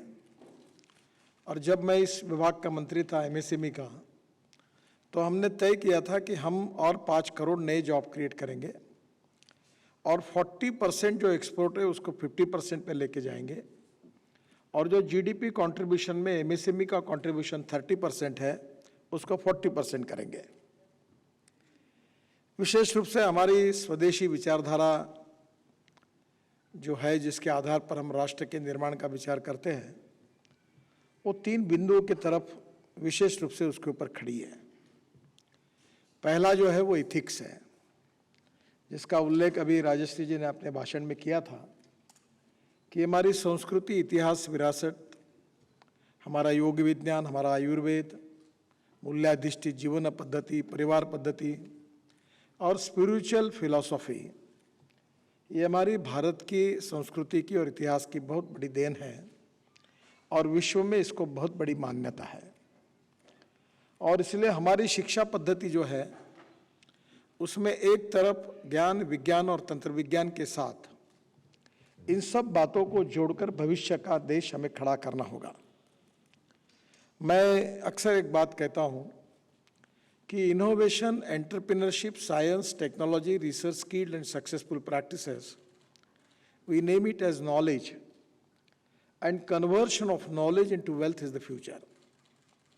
तो एक तरफ इतिहास, संस्कृति, विरासत, मूल्याधिष्ठित जीवन पद्धति, परिवार पद्धति, रामायण, महाभारत, भगवद गीता, प्रभु रामचंद्र, भगवान गौतम बुद्ध, भगवान महावीर, सब प्रकार की विरासतें मिली है। ये काफ़ी लंबी है, सबका नाम नहीं ले पाया हूँ क्योंकि भारत में जो जो बसे वो इतिहास बहुत प्रेरणादायी रहा है। पर इसके साथ साथ ज्ञान विज्ञान और तंत्र विज्ञान की जोड़ इसलिए देनी पड़ेगी कि विश्व में अगर नंबर 1 पर हमें पहुंचना है तो विज्ञान, तंत्र विज्ञान, innovation, entrepreneurship, science, technology, research, skilled and successful practices, इसको भी उसके साथ जोड़ना होगा। इथिक्स ये हमारे भारतीयों के मन में है, स्वभाव में है, शरीर में है, आत्मा में है, मन में है, और इसलिए इसके बारे में कोई ज़्यादा बताने की आवश्यकता नहीं है। पर इथिक्स के बाद जो दूसरा पिलर इम्पॉर्टेंट है वो है हमारी इकोनॉमी। और इकोनॉमी जो है, हम जिसका विकास, हमारा देश का विकास इकोनॉमी से जुड़ा हुआ है, और हम विश्व की नंबर 1 की इकोनॉमी, सुपर इकोनॉमिक पावर बनना चाहते हैं। और इसलिए हमारी इकोनॉमी का जब विचार करते हैं तो साधारणतः हमारे देश में हमारी रूरल, एग्रीकल्चर और ट्राइबल ये जो इकोनॉमी है, ये जल, जमीन, जंगल और जानवर, इसके ऊपर आधारित है। और मैं वैज्ञानिक दृष्टि से ये कह सकता हूँ कि इसी विचार का उपयोग करके इसको कैसे विकसित किया जाए, इसके बारे में एक अलग विचार से अध्ययन किया जा सकता है। हमारे देश में करीब 122-124 एस्पिरेंट डिस्ट्रिक्ट्स हैं जो सोशली, इकोनॉमिकली, एजुकेशनली बैकवर्ड है। यहाँ दलित, पीड़ित, शोषित समाज के लोग वहाँ बड़े प्रमाण पर आर्थिक दृष्टि से एक प्रकार से जूझ रहे हैं। और इसका कारण ये है कि स्वाधीनता के बाद अर्बनाइजेशन की प्रोसेस बहुत तेज़ी से बढ़ी और रूरल, एग्रीकल्चर, ट्राइबल, जल, जमीन, जंगल, जानवर जहाँ होते, उस इकोनॉमी को हमने एक प्रकार से निगलेक्ट किया, और जिसका परिणाम ये हुआ कि बड़ा माइग्रेशन शहरों के तरफ आया, और दिल्ली, मुंबई, कलकत्ता, चेन्नई, पुणे, ये बड़े बड़े शहरों में पॉपुलेशन का सेंट्रलाइजेशन हुआ, जिसकी नई समस्याएं खड़ी हुई। जो आए हुए लोग आए वो खुशी से नहीं आए, वो मजबूरी से आए, क्योंकि गांव, गरीब, मजदूर और किसान में उनको जब रोजगार नहीं मिला, उनको सस्टेनेबल डेवलपमेंट नहीं मिली, और उसके कारण वो आए। इसमें एक बहुत महत्वपूर्ण बात है कि पंडित दीनदयाल उपाध्याय जी का सामाजिक आर्थिक चिंतन अंत्योदय के नाम से प्रसिद्ध है। उन्होंने उसमें कहा था कि समाज का जो शोषित है, पीड़ित है, दलित है, जो आर्थिक, शैक्षणिक दृष्टि से पिछड़ा हुआ है, जिसके शरीर पर कपड़ा नहीं है, जिसके पास खाने के लिए रोटी नहीं है, रहने के लिए घर नहीं है, उस दरिद्र नारायण को हम भगवान माने और निरंतर उनकी भगवान के रूप में सेवा करें। और जिस दिन इस समुदाय को रोटी, कपड़ा और मकान मिलेगा, उसी दिन हमारा कार्य पूरा होगा। ये उनका सामाजिक आर्थिक चिंतन हम सब के लिए बहुत महत्वपूर्ण है। जहाँ तक हम जिस विचारधारा के आधार पर काम कर रहे हैं, उसके 3 महत्वपूर्ण पहलू हैं। राष्ट्रवाद, सर्वोपरि हमारी मातृभूमि, हमारा देश सबसे पहले है, और राष्ट्र की सर्वांगीण उन्नति और विकास, यही हमारा मिशन है। तो राष्ट्रवाद और राष्ट्रवादी विचार ये हमारा एक प्रकार से आत्मा है। और राष्ट्र को अगर समृद्ध और संपन्न करना है, सुपर इकोनॉमिक पावर करनी है, तो बहुत जरूरी है कि सुशासन और विकास, गुड गवर्नेंस एंड डेवलपमेंट, और गुड गवर्नेंस और डेवलपमेंट ये हमारा उद्दिष्ट है। और इसी के द्वारा हमें जो उद्दिष्ट हमको हासिल करना है, वो उद्दिष्ट है अंत्योदय, जो पंडित दीनदयाल उपाध्याय जी का सामाजिक आर्थिक चिंतन है, उसके साथ हमारी कटिबद्धता है। और हमारा संविधान भी यही कहता है कि जब एक तरफ हम लोकतंत्र की बात करते हैं, हम लोकतंत्र की मदरलैंड है, दुनिया की सबसे बड़ा लोकतंत्र हम है, और एक प्रकार से लोकतंत्र का आज 130-140 करोड़ लोग इस लोकतांत्रिक देश के नागरिक हैं। और हमारा देश, हमारा संविधान जो है 4 बातों पर खड़ा है। एक जो इम्पोर्टेंट है वो है हमारी जुडिशरी, हमारी न्याय व्यवस्था। दूसरी हमारी विंग जो महत्वपूर्ण है वो हमारी मीडिया, और तीसरी हमारी विंग है हमारी लेजिस्लेटिव विंग, हमारे विधायक सांसदगण, और चौथी है हमारी एग्जीक्यूटिव विंग, हमारी कार्यपालिका।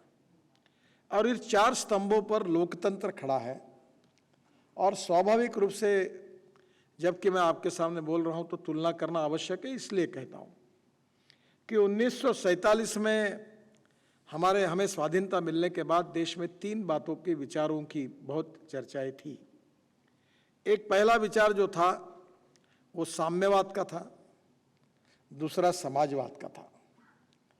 जो कम्युनिस्ट पार्टी थी, चाहे लेफ्टिस्ट हो, चाहे राइटिस्ट हो, चाहे रशिया से या चाहे चाइना से प्रेरित हो, उनका वर्ग विग्रह पर विश्वास था और दुनिया के शोषित पीड़ित लोग एक हो, मजदूर एक हो, इस भावना पर उन्होंने अपनी विचारधारा को विकसित किया। पर आज हमें ध्यान में आया कि कम्युनिस्ट विचारधारा अपने ही धरती पर परास्त हुई है। आज चाइना में केवल लाल झंडा बाकी रहा है, बाकी कम्युनिस्ट विचारधारा का कोई दिखता नहीं है। रशिया में भी वही हालत है। और इसका मतलब यह है कि कम्युनिस्ट विचारधारा भविष्य में लोगों की आशा, अपेक्षा और आकांक्षा का जो स्वरूप था उसके अनुरूप नहीं उतरी है। जो समाजवादी मूवमेंट हमारे देश में आई, डॉक्टर राम मनोहर लोहिया जी बहुत बड़े विद्वान थे और विशेष रूप से अनेक जगह पर प्रजा समाजवादी, संयुक्त समाजवादी, ये भी लोगों ने बहुत बड़ी विचारधारा थी। पर उसके अनुभव के बाद धीरे धीरे वो भी समाप्ति की कगार पर है। और एक स्वतंत्र पार्टी थी जिन्होंने अमेरिकन साम्राज्यवादी आर्थिक विचारों के आधार पर, लिबरल इकोनॉमी के आधार पर उन्होंने अपनी एक विचारधारा रखी थी। और अमेरिका में आज हम देखते हैं कि वो भी हमारी सभी समस्याओं को सुलझा नहीं सकता। इस बात पर भी लोग अब स्थिति में है कि इसका नया विकल्प अब क्या होगा। तो नेचुरली मैं ये मानता हूँ कि जो गरीब, शोषित, पीड़ित व्यक्ति है, वही जनता जिसको राम राज्य की व्याख्या हमारे महात्मा गांधी जी ने की थी, वही सुशासन और डेवलपमेंट की संकल्पना है। और जो शोषित पीड़ित व्यक्ति है, जो सामाजिक, आर्थिक, शैक्षणिक रूप से पिछड़ा हुआ है, उसको केंद्र बिंदु मानकर राष्ट्र का सर्वांगीण विकास करना, यही हमारा उद्देश्य है। सोशल, सामाजिक समता, socio equality and economic equality, ये उसी समय आएगी जब politics is instrument of socio economic reform समझकर काम किया जाएगा। और इसलिए स्वाभाविक रूप से आज ये सब करते समय हमें भविष्य का जो कुछ हमें प्लान है वो उसके बारे में सोचना होगा। पहली बात तो ये है कि ये जो प्लान है इसके कुछ प्रमुख मुद्दों पर मैं कम समय में बोल पाऊंगा। और उसमें हमारी एक महत्वपूर्ण बात है कि हमारे देश के 2 महत्वपूर्ण क्षेत्र है, एक है कृषि और ग्रामीण क्षेत्र और दूसरा है उद्योग क्षेत्र। उद्योग क्षेत्र में अगर water, power, transport and communication, 4 बातें अगर होगी तो कैपिटल इन्वेस्टमेंट आएगी। कैपिटल इन्वेस्टमेंट जहाँ आएगी वहाँ रोजगार निर्माण होगा, और जहाँ रोजगार निर्माण होगा वहाँ प्रगति होगी, विकास होगा। गुड़गांव में जाके कैसी स्थिति दिखती है आपको, नोएडा में जाके कैसी दिखती है, मुंबई में जाके कैसी दिखती है, पूना में जाके कैसी दिखती है, और फिर कोई और ऐसे गांव में नाम नहीं लेता मैं, आप जाइए वहाँ की स्थिति कैसी है। तो जब इंडस्ट्री खुल जाती है तो रोजगार निर्माण होता है। तो पहली बात तो देश के विकास के लिए सबसे इम्पोर्टेंट चीज़ है कि रोजगार। गांधी जी कहते थे और हम कहते थे, नेहरू जी कहते थे, we want to make maximum production. हमको उत्पादन बढ़ाना चाहिए देश में। पर गांधी जी और दीनदयाल उपाध्याय जी कहते थे, we need maximum production with the involvement of maximum number of persons. ज़्यादा से ज़्यादा लोगों से ज़्यादा उत्पादन होगा तब रोजगार निर्माण होगा। और इसलिए रोजगार निर्माण करने वाली अर्थव्यवस्था को निर्माण करना बहुत ही आवश्यक है, और इसलिए उद्योग आने चाहिए। पर उद्योगों में एक अलग अलग प्रकार के उद्योग हैं। केमिकल इंडस्ट्रीज है, फार्मास्यूटिकल इंडस्ट्रीज है, स्टील इंडस्ट्रीज है। अब एग्रीकल्चर जो है उसका जो बेस है, एग्रो बेस इंडस्ट्रीज का, वो भी अलग है। तो स्वाभाविक रूप से हमें देश का प्लान अप करते समय इसको प्रायोरिटी देनी पड़ेगी कि जो हमारे एस्पिरेंट डिस्ट्रिक्ट्स हैं 120, जो सोशली, इकोनॉमिकली, एजुकेशनली बैकवर्ड है, जहाँ पर कैपिटा इनकम कम है, जहाँ रोजगार की कमी है, जिनका जीडीपी ग्रोथ में बहुत कम कंट्रीब्यूशन है, वहाँ हमको विकास की गति तेज बनानी होगी। उसके सिवा, वैसे मैंने शुरुआत में कहा था कि इंडिया एंड भारत में तफावत हो रही है और ये दोनों तफावत को कम करके इसको एक करना होगा, तो गांवों का विकास करना होगा। और इसके लिए स्वाभाविक रूप से बहुत बार आपने सुना होगा, मैं अनेक दिनों से एक बात कहता हूँ कि एग्रीकल्चर प्रोडक्शन हमने बहुत बढ़ाया, ग्रीन रिवॉल्यूशन हुआ। आज गेहूँ चावल हमारे पास सरप्लस है, गेहूँ सरप्लस, चावल सरप्लस, मक्का सरप्लस। आज हमारे पास शुगर, हम दुनिया को दे सकते इतनी शुगर है।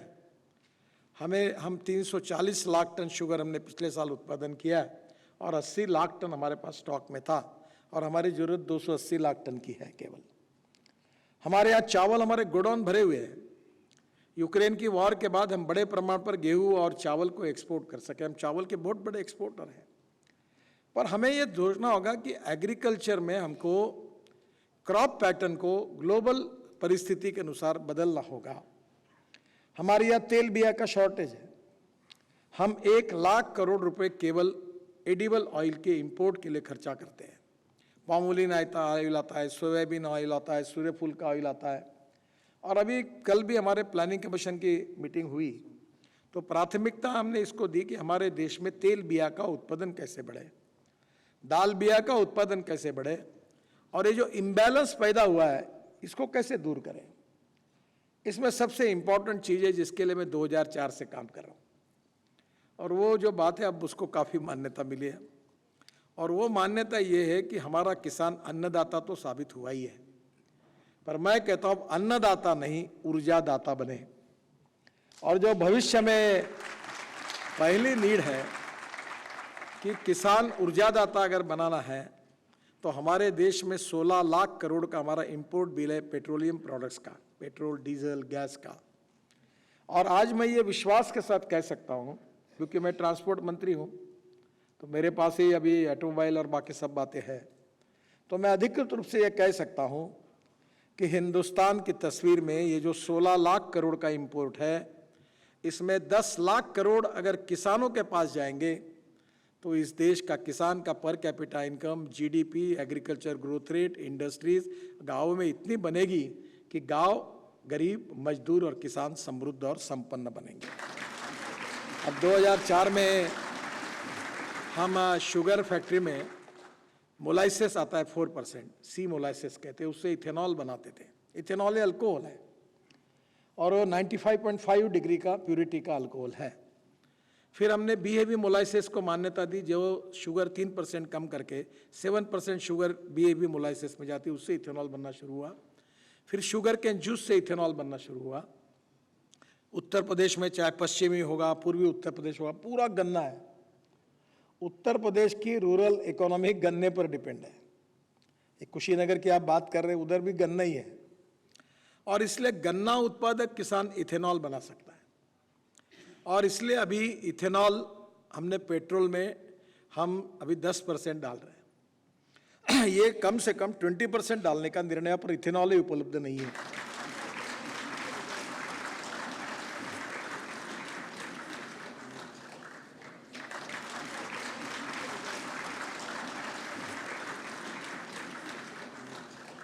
मैं जब भी बिहार जाता हूँ, बीजेपी का अध्यक्ष था, तब से मैं बोलता हूँ, पर हमारे देश की एक समस्या है कि आउट ऑफ बॉक्स आइडियाज़ को कोई जल्दी एक्सेप्ट करने के लिए तैयार नहीं होता और ये स्वाभाविक है। मैं एक दिन खाना खा रहा था, मेरी पत्नी ने मुझे पूछा कि आप बोलते हो, मैंने सुना है कि आप पानी से हाइड्रोजन निकलेगा, हाइड्रोजन पे गाड़ी चलेगी, तो आपकी बातों पर तो मेरा ही विश्वास नहीं है, तो लोगों का कैसे बैठेगा। तो मैंने तुरंत टोयोटा इंडिया के चेयरमैन विक्रम किर्लोस्कर को फ़ोन किया और मैंने कहा कि ये गाड़ी हाइड्रोजन पे चलने वाली मुझे चाहिए। मैंने बोला वो मैं सब कानून फानून सब मैं बराबर करूँ, मुझे गाड़ी पे चाहिए उसकी। और उसका नाम है, क्या नाम है उसका, मिराई। मिराई में, जापानी में मिराई नाम है, हिंदी में उसका नाम है भविष्य। और वो गाड़ी जो है वो मैंने लाई है, मेरे पास है अभी, और वो हाइड्रोजन पे चलती है। हाइड्रोजन 3 प्रकार का है।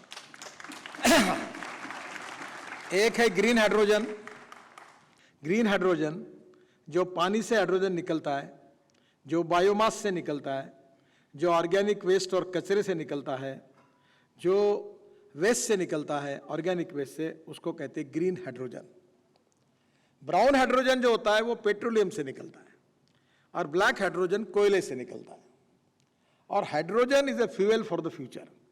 हवाई जहाज चलेंगे, रेलवे चलेगी, गाड़ी चलेगी, ट्रक चलेगी, बस चलेगी, ट्रैक्टर चलेगी।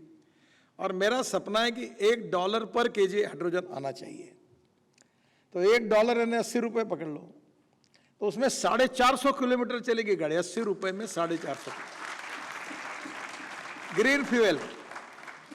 अब हाइड्रोजन बनाना इतना आसान है कि आप में से बहुत से लोग साइंस के विद्यार्थी होंगे।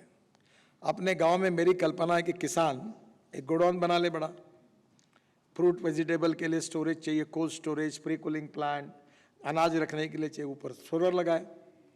तो 70% पावर ग्रीन हाइड्रोजन में पावर है। और वो जो पावर आएगी उसके ऊपर, मैं तो म्यूनिसिपल कॉर्पोरेशन नगर परिषद में कह रहा हूँ, मैंने एक 7 साल पहले यशस्वी प्रयोग किया। मेरे शहर में, मैं नागपुर से हूँ, टॉयलेट का जो पानी होता है, गंदा पानी, सीवेज वाटर, वो शुद्ध करके महाराष्ट्र सरकार को हम बेच रहे हैं। आप इमेजिन कर सकते हैं हमको कितने पैसे मिल रहे साल के? टॉयलेट का पानी बेचकर हमको 325 करोड़ रुपए साल के मिल रहे हैं। तो वो पावर के लिए उपयोग में लाते हैं।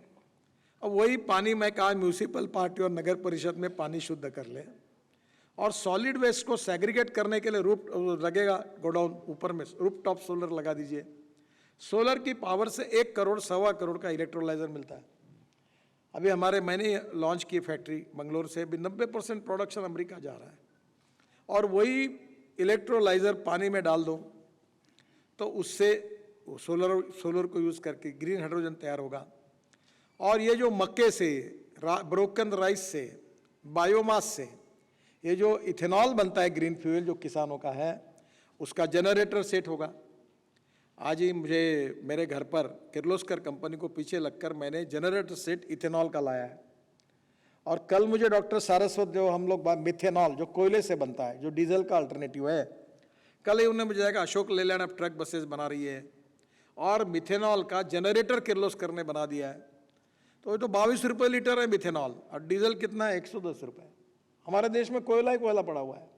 Ethanol, methanol, biodiesel, bio CNG, bio LNG और इलेक्ट्रिक और ग्रीन हाइड्रोजन, ये हमारे देश में हो सकता है। हमको सब में प्रयास करना चाहिए ताकि पेट्रोल डीजल देश में जरूरत ही नहीं, क्यों हम इंपोर्ट करें, क्यों हम प्रदूषण करें। और इसलिए ये ग्रीन हाइड्रोजन है, ये तैयार करते समय जो जनरेटर सेट लगता है 500 बार पर करने के लिए, वो हम लोग इथेनॉल के जनरेटर पे चलाए जो 65 रुपये 60 रुपये लीटर है। वो डीजल का जनरेटर 110 रुपये डीजल लगेगा। और बस उसको भर के अपना किसान ही अपने खेत के बाहर एक पंप डाल दे, और वहाँ ट्रक और बसेस आए, भर दे ग्रीन हाइड्रोजन, चला, खत्म हो गया। किसान इधर गेहूँ चावल भी करेगा, उधर हाइड्रोजन भी बेचेगा। तो इकोनॉमी में किसान ही इतना धनवान बन जाएगा कि उसका, जैसे इसराइल में है, एयर कंडीशन बंगला, मर्सिडीज गाड़ी लेकर वो अपने गांव और खेत में रहेगा। तो क्यों दिल्ली, मुंबई, कलकत्ता आएगा जब उसके पास पैसा आएगा। ये जो 16 लाख करोड़ का इंपोर्ट है, इसके 10 लाख करोड़ किसानों में जाएंगे। गरीबी दूर होगी, बेरोजगारी दूर होगी। कौन से इथेनॉल बनेगा? ब्रोकन राइस से इथेनॉल बनेगा, फूड ग्रेन से इथेनॉल बनेगा। अभी इतना ही नहीं तो हमने आसाम में बाम्बू से इथेनॉल बनाया। अभी एक भीमा बाम्बू है कर्नाटक में, 200 टन एकड़ होता है 2 साल के बाद। और बिहार में लगाइए आप, कोई स्प्रे नहीं, कोई खाद नहीं, कुछ नहीं, ऐसा बाम्बू होता है। बाम्बू का अचार बनता है, बाम्बू के कपड़े बनते हैं, बाम्बू से फर्नीचर बनता है, बाम्बू से प्लाईवुड बनता है, बाम्बू से इथेनॉल बनता है। अब ये पानीपत या सोनीपत में इंडियन ऑयल ने फैक्ट्री डाली है। ये जलाते, दिल्ली में चिल्लाते, परेली के कारण पोल्यूशन होता है, जो जलाते ड्राई स्ट्रॉ, परली। तो परली से 1 lakh litre per day ethanol और 150 टन बायो बिटुमिन बन रहा है डाबर। अब मैं आपको बता रहा हूं कि हमारे देश में 75 लाख टन बिटुमिन लगता है। 50 लाख टन देश का है, वो भी बाहर से आए हुए क्रूड का होता है, और 25 लाख टन इंपोर्ट होता है। हमारे देश के किसान अगर बायोटेक्नोलॉजी का उपयोग करके बायोमास तैयार करेंगे और बायो बिटुमिन बनेगा, तो हमारे बिटुमिन पे वो कोई फर्क नहीं, सेम बिटुमिन है। ये जो टेक्नोलॉजी है वो गांवों तक पहुंचाना है। अब इथेनॉल आ गया, मैं ट्रांसपोर्ट मंत्री हूं, मैंने फ्लेक्स इंजन लाया। फ्लेक्स इंजन का मतलब ऐसा, आपको मालूम है, टोयोटो कंपनी की एक कैमरी नाम की गाड़ी थी। वो गाड़ी में पेट्रोल डालने के बाद वो इलेक्ट्रिसिटी तैयार करती थी, तो 40% बिजली पर और 60% पेट्रोल पे चलती थी। अब टोयोटो अगले महीने में उनके सब मॉडल ला रही फ्लेक्स इंजन पर, सुजुकी ला रही, मर्सिडीज ला रही, हुंडई ला रही, सब लोग ला रहे। उसका मतलब यह है कि पेट्रोल के बजाय वहाँ 100% बायो इथेनॉल डालो। अब इथेनॉल का रेट है 60 रुपये और पेट्रोल का 120 रुपये, और बीच में इथेनॉल का कैलोरिक वैल्यू कम थी। तो एक दिन मुझे जानकारी मिली कि रशिया में इथेनॉल की कैलोरिक वैल्यू पेट्रोल के बराबर हुई है। तो मैंने रशियन साइंटिस्ट को इंडिया बुलाया, प्रेजेंटेशन हुआ, मुझे लगा कि ये ठीक है। मैंने पूरी हमारे पेट्रोलियम मंत्री जो है उनको, इंडियन ऑयल के चेयरमैन वैद्य साहब और फरीदाबाद में इंडियन ऑयल रिसर्च लेबॉर्ट्री के डायरेक्टर राम कुमार जी को बुलाया और प्रेजेंटेशन दिया। सब होने के बाद जाते समय मुझे कहा कि this is a very fantastic idea बहुत सुंदर है, ये होगा तो चमत्कार होगा, 20,000 करोड़ साल का फायदा होगा देश का, इतना अच्छा बड़ा काम है। क्योंकि कैलोरी उतना, जितना एवरेज पेट्रोल का उतना इथेनॉल का। पर बोले we feel that it is very difficult. मुझे विश्वास नहीं बैठ रहा। बोले देखो, गाजर की पुंगी है, प्रयोग कर लो, सिद्ध हुआ तो अच्छा है, नहीं हुआ तो गाजर की पुंगी खा लो और ख़त्म कर दो विषय को। और आपको ताज्जुब होगा, 3 महीने के बाद उन्होंने रिपोर्ट दिया कि यह सक्सेसफुल टेक्नोलॉजी है, भारत सरकार उसको एक्सेप्ट कर रही है, जिससे इथेनॉल का एवरेज और पेट्रोल का एवरेज सम होगा। अब बजाज, टीवीएस और हीरो ने, अब उन्होंने ऑटो रिक्शा और स्कूटर और मोटरसाइकिल भी इथेनॉल की बनाई। पूरे बिहार में इथेनॉल के पंप डाल दो देश में, और पूरी एक गाड़ी आएगी, फिर 100% पेट्रोल के जगह इथेनॉल वापरो। आपकी स्कूटर, आपकी मोटरसाइकिल, आपकी ऑटो रिक्शा, पेट्रोल का भाव 120 रुपये लीटर, इसका 60 रुपये लीटर। पेट्रोल से बेटर फ्यूल और पोल्यूशन मुक्त, import substitute, cost effective, pollution free और इंडिजिनस, स्वदेशी। तो मुझे लगता है कि ये टेक्नोलॉजी के कारण काफ़ी बदल होगा। तो जैसे मैंने एक सेक्टर की बात की, आज हमारे पास कोयला है पर कोयला इंपोर्ट कर रहे हैं, हमारे पास कॉपर है पर हम कॉपर इंपोर्ट कर रहे हैं, हमारे पास एल्यूमिनियम है पर एल्यूमिनियम इंपोर्ट कर रहे हैं, हमारे पास यूरेनियम है पर यूरेनियम इंपोर्ट कर रहे हैं। क्योंकि कोई देश में काम ही नहीं करने देता। रोड बनाओ बोलते आप, बहुत अच्छा है, बनने भी चाहिए, पर रोड बनाओ करके कोई नहीं आता। काम बंद करो, स्टे लगाओ, पेड़ मत काटो तो जाओ कोर्ट में जाओ, कोर्ट का स्टे, सबका स्टे, जैसे कोई पाप कर रहे हैं। जो आता वो रोकने के लिए आता है।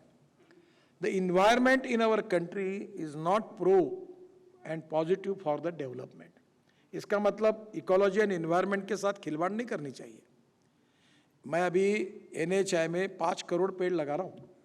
अभी काफ़ी पेड़ों को 1 लाख पेड़ अभी ट्रांसप्लांट किए। ये द्वारका एक्सप्रेस हाईवे बन रहा है ये गुड़गांव के पास, तो उसको हमने 12,000 पेड़ ट्रांसप्लांट किए। अभी वो पालकी मार्ग बना रहे, सब जगह ट्रांसप्लांट किए।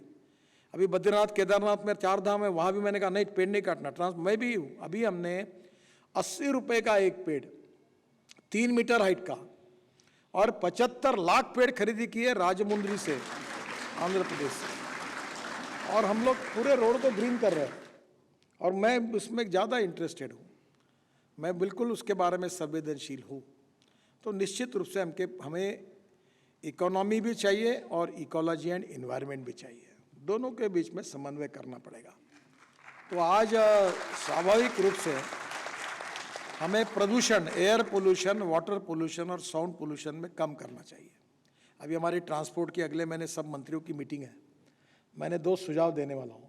एक कि गाड़ी का हॉर्न जो होता है इतना साउंड पोल्यूशन करता है, बांसुरी बजे, माउथ ऑर्गन बजे, कोई मंजूर स्वर आए जगाने के लिए, तो मैंने कहा ये साउंड, उसको कान को तकलीफ नहीं होनी चाहिए। एयर पोल्यूशन, वाटर पोल्यूशन, मैं गंगा में था बिहार में, मैंने पटना को 5-6 हज़ार करोड़ दिए। कितने प्रोजेक्ट दिए मैंने पूरे गंगा को शुद्ध करने के लिए? 30,000 करोड़ के प्रोजेक्ट शुरू किए। काली नदी, वो मुझे नाम मालूम नहीं, ज़्यादा उत्तर भारत में कम घुमाऊँ। कानपुर में एक फाफामऊ नाला है, वो नाले में भी देखा मैं, सब काला पानी ऐसा बड़े, इसमें पूरा गंगा में जा रहा था। हमने सब गंगा में पहली बार पिछले साल जब कुंभ हुआ तो सभी साधु सन्यासियों ने मोदी जी को और मुझे आशीर्वाद दिया कि पहली बार लोग गंगा का पानी पी रहे थे। तो मेरा आपको यही सुझाव है कि पानी हमारी दूसरी समस्या है। प्रदूषण, जल प्रदूषण, वायु प्रदूषण और साउंड पोल्यूशन से देश को मुक्ति देना, इकोलॉजी एंड एनवायरनमेंट में सवाल ही नहीं। जैसे मैंने कहा, ये तीसरी जो इम्पोर्टेंट चीज़ है पानी है। और मैं अभी अचानक जब उठ रहा था तो मैं परसों मेरे घर पर नेपाल के पूर्व प्रधानमंत्री आए थे, तो मैं वाटर रिसोर्सेज मंत्री था। तो मैंने 48 रिवर्स का नदी जोड़ प्रकल्प तैयार किया। वो काफ़ी दिनों में चर्चा हो रही थी, मैंने उसको पूरा एक जगह लाया और 18 DPR बनाए। और उसमें एक उसका पार्ट नहीं, पर एक इम्पॉर्टेंट है जो बिहार और उत्तर प्रदेश में का बाढ़ में हजारों करोड़ का नुकसान होता है। इसका कारण ऐसा है कि नेपाल से नदियां निकलती है, तो एक पंचेश्वर धरण है, और वो जो धरण है वो अगर बना है डैम, तो वहाँ 6000 मेगावाट बिजली तैयार होती है। तो मैंने उनको समझाया कि आपको 2500 मेगावाट लगती है, अभी ऑलरेडी आपके पास है, हम आपको ये धरण बनाकर, आप कुछ मत करिए, सब खर्चा भारत सरकार करेगी, हम पैसा लाएंगे। आप एक बार ये प्रपोजल वाटर रिसोर्स मंत्री करके मैंने उस समय लिया था।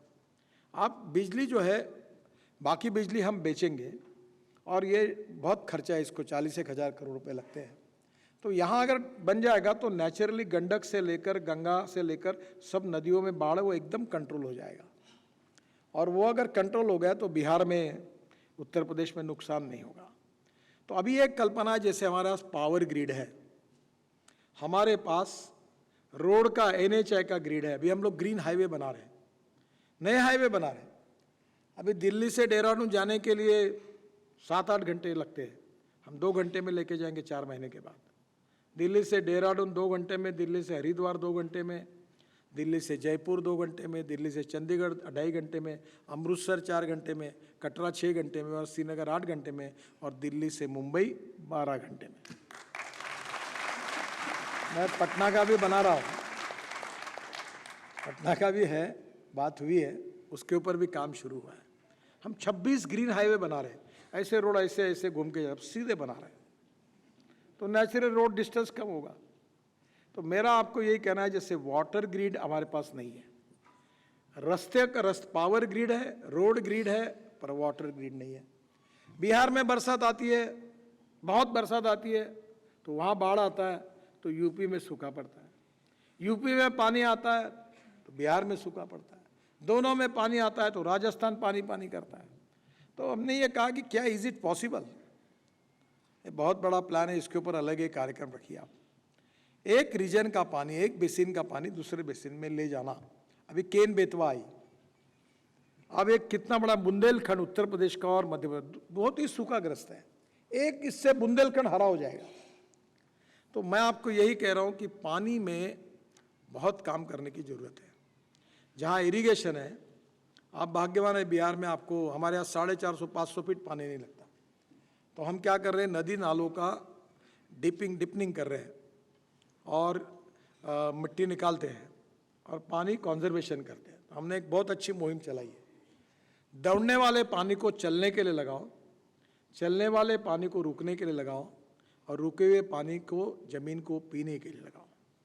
गांव का पानी गांव में, खेत का पानी खेत में, घर का पानी घर में। और अभी मैं कोई इतना विद्वान नहीं हूँ, तो मुझे 2 डिलीट मिली, और दोनों डिलीट जो मिली है वो बड़ी यूनिवर्सिटी, एक पंजाब राव कृषि विद्यापीठ अकोला, और दूसरा शिरडी के पास महाराष्ट्र में गवर्नमेंट के विद्यापीठ है, मान्य शासनमान बड़े राहुरी, महात्मा फुले एग्रीकल्चर, दोनों एग्रीकल्चर यूनिवर्सिटी ने एग्रीकल्चर साइंस के लिए मुझे डिलीट दी, क्योंकि एग्रीकल्चर मेरी पैशन है, मैं उसी में काम करता हूँ। तो अब ये ड्रोन्स आ गए, अब आपको बताता हूँ, इतनी सिंपल बात है कि हमने नैनो यूरिया बनाया, नैनो मिश्र खत बनाया। अब यूरिया जब 1 एकड़ गन्ने में लगता है तो 4 बोरे लगता है, तो फेंकते हैं तो 75% वेस्ट होता है और 25% प्लांट को जाता है। अब नैनो यूरिया एक बोरा जो 50 किलो का, उसके ऊपर एक 500 ml की बोतल आप बिहार में शुरू करिए। अब वो जो ड्रोन से स्प्रेइंग करेंगे तो 75% प्लांट को जाएगा और 25% वेस्ट होगा। तो 4 के बजाय 2 ही बोरे लगेंगे, 2 ही बोतल लगेगी। To save money is to earn money. मिश्र खत भी आए, ऑर्गेनिक खेती के लिए भी जो दवाई ऐसी मारी जाएगी। तो अब मैं कह रहा हूँ कि टेक्नोलॉजी जो है वो हमें लोगों तक ले जानी है, और इसलिए आज स्वाभाविक रूप से ऐसे एक एक क्षेत्र है कि जहाँ हमें इंपोर्ट को कम करना है, एक्सपोर्ट को बढ़ाना है, रोजगार की निर्मित करनी है, रूरल एग्रीकल्चर इकोनॉमी का जीडीपी ग्रोथ में कंट्रीब्यूशन बढ़ाना है, और पावर में अब हमको ग्रीन पावर में जाना है। हमारी जो पावर है वो केवल 40% अब सोलर से आती है। मैं नागपुर में मैंने एक हॉल बनाया, ऐसा इतना ही बड़ा हॉल है, 2500 लोग बैठते हैं, और ऊपर में पूरा सोलर लगा दिया, एयर कंडीशन हॉल है। तो 80 कार्यक्रम की बिजली नहीं लगती, फोकट में होते हैं, क्योंकि जो बिजली तैयार होती है उससे एयर कंडीशन और सब बिजली उसी से आती है। अब आने वाले समय में सब सोलर में काफ़ी हुआ है, तो हमको ये 60%, क्योंकि कार्बन न्यूट्रल बनना है, तो इसके लिए स्वाभाविक रूप से हमको सोलर पावर बढ़ानी है। जगह पड़ी है, रूफटॉप सोलर है, फैक्ट्री के ऊपर, घर के ऊपर सब लोग लगा रहे, अब पंप आ रहा है। और सोलर के साथ साथ हाइड्रो पावर को भी बढ़ाना होगा। न्यूक्लियर पावर के लिए भी अभी यूरेनियम हमारे यहाँ मिला है, थेरियम हमारे पास है। अभी जियोथर्मल पावर में हम लद्दाख लेह में काम कर रहे हैं। और पर्यायनीय कुछ दिनों तक हमको पोल्यूशन की चिंता करते हुए, कम होते हुए, कोल पे भी पावर तैयार करनी पड़ेगी, क्योंकि विदाउट पावर डेवलपमेंट नहीं हो पाएगी। और इसलिए वाटर, पावर, ट्रांसपोर्ट एंड हमने कम्युनिकेशन में क्रांति हो गई, 5G आ रहा है। ये एक एक सब्जेक्ट जो है वही 1-1 घंटे का है। अब सब गाँवों तक इंटरनेट जा रहा है, ये एक नई दुनिया है। तो आने वाले समय में इंटरनेट पर डिजिटल स्कूल चलेगी। ऐसे टीवी पर मैं दिख रहा हूँ, ऐसे स्कूल में होगा, और एक अच्छा टीचर भाषण देगा और 1000 बच्चे उसको देखेंगे और क्वेश्चन पूछेंगे, वो जवाब देगा। ये आने वाला है। तो आने वाले समय में टेक्नोलॉजी का उपयोग करके इकोनॉमी को सुदृढ़ करते हैं। एग्रीकल्चर, रूरल एंड ट्राइबल, इसके बीच में जो हमारी विशेष रूप से अर्बन और रूरल में जो गैप है, इसको कम करके हमें एक समतोल विकास की तरफ जाना पड़ेगा। और वो इंटीग्रेटेड अप्रोच के साथ देश को आर्थिक दृष्टि से भी समृद्ध संपन्न करना होगा, और देश को हमारी जो मैंने कहा इतिहास, विरासत, संस्कृति, मूल्याधिष्ठित जीवन पद्धति, जो संस्कार हमको मिले हैं, उसके आधार पर भारतीय नागरिक को सुसंस्कारित और सुशिक्षित करके, और ज्ञान विज्ञान, तंत्र विज्ञान का उपयोग करके उसको सामर्थ्यवान बनाना होगा। आज आपको पता है कि पूरे दुनिया में हमारी चर्चा क्यों है? क्योंकि हमारे सॉफ्टवेयर इंजीनियर्स पूरे वर्ल्ड के सब देशों में हैं। मुझे जापान के प्रधानमंत्री ने एक बार पूछा, mister Gadkari can you tell me? बोला क्या बात है सर? बोले ये जो आपके देश में जो सॉफ्टवेयर इंजीनियर्स हैं, इनके शरीर में, इनके दिमाग में कोई मैथमेटिक्स के जीन्स है क्या? इतने होशियार कैसे हैं? Our software engineers suppose to be the best in the world. और इसलिए मैं आपको कहना चाहूँगा कि विज्ञान, तंत्र विज्ञान को भी आगे डेवलप करना है। स्टार्टअप में हमें नई नई टेक्नोलॉजी डेवलप करना है, और उधर इंपोर्ट को बचाना है, प्रदूषण को कम करना है, और स्वदेशी के आधार पर, स्वावलंबन के आधार पर लोकतांत्रिक स्वतंत्रता को अबाधित रखते हुए हमें आगे हमारे देश की भविष्य की नीतियों के बारे में सोचकर काम करना होगा। मैं अक्सर आखिर में एक बात कहूँगा कि मैं बहुत बार कहता हूँ, you can donate I but you can not donate vision. हम आंखें दान कर सकते हैं पर जीवन दृष्टि दान नहीं कर सकते। The lack of appropriate vision is a big problem. तो people like you, we need to find out the way outs कि कौन से क्षेत्र में क्या करना चाहिए, और उसके आधार पर भविष्य के देश की निर्मित अगर होगी तो निश्चित रूप से हम आत्मनिर्भर भारत तो बनेंगे ही, पर विश्व की नंबर 1 की सुपर इकोनॉमिक पावर बनेंगे। वो ताकत हमारे देश में है। We are a rich nation with a poor population. और हम we will be the rich nation with a rich population. कठिन है पर असंभव नहीं है। इसके आधार पर और अनेक क्षेत्रों का विचार करके भविष्य की योजना बनानी पड़ेगी और उससे ही हमारा सपना पूरा होगा। बहुत बहुत धन्यवाद। नमस्कार। आपका बहुत बहुत धन्यवाद माननीय मंत्री जी। आपकी बातें हमेशा स्वदेश प्रेम से जुड़ी होती हैं और हमें हमेशा आपसे प्रेरणा मिलती रहती है। आप ऐसे ही कार्य करते रहें, लंबे रास्तों को छोटा करते रहें।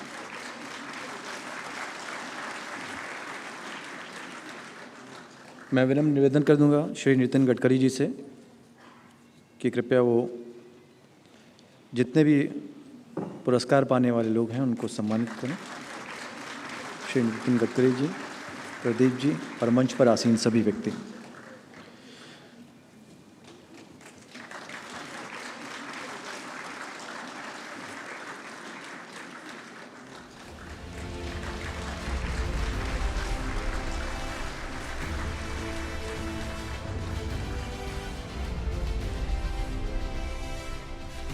हमारे अगले सम्मानित अवार्डी हैं डॉक्टर A.K. बिसोई। एम्स के कार्डियोलॉजी विभाग में आप वरिष्ठ चिकित्सक के पद पर कार्यरत हैं। अपने 3 दशक के लंबे करियर में 32,000 ऑपरेशंस कर आपने लोगों को जीवन दान दिया है।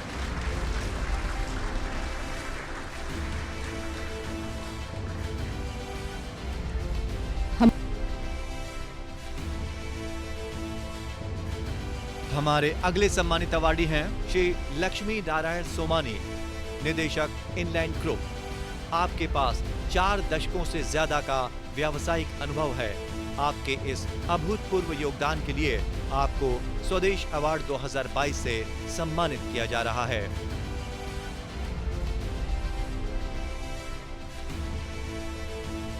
हमारे अगले सम्मानित अवार्डी हैं श्री सुभाष कुमार, प्रमोटर श्री कंगन फूड पार्क। एक सामाजिक कार्यकर्ता के तौर पर आप काम कर रहे हैं और कृषि से संबंधित कार्यों में अपना सक्रिय योगदान दे रहे हैं।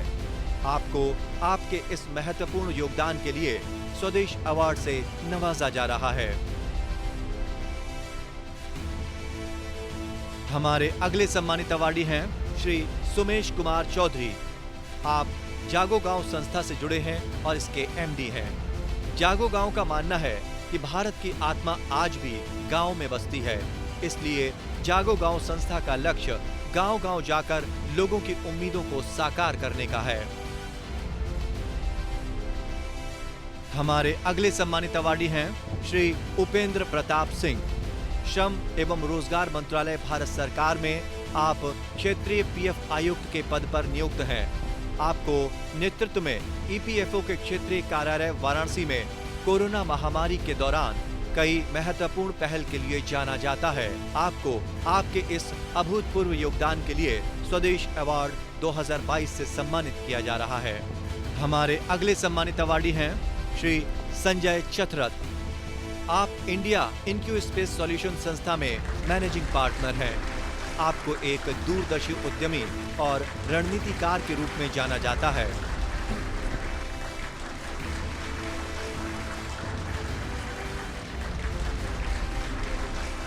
हमारे अगले सम्मानित अवार्डी हैं श्रीमती प्राचील धबल देव। आप बेकरी एवं केक निर्माण के क्षेत्र में अपना अभूतपूर्व योगदान दे रही हैं।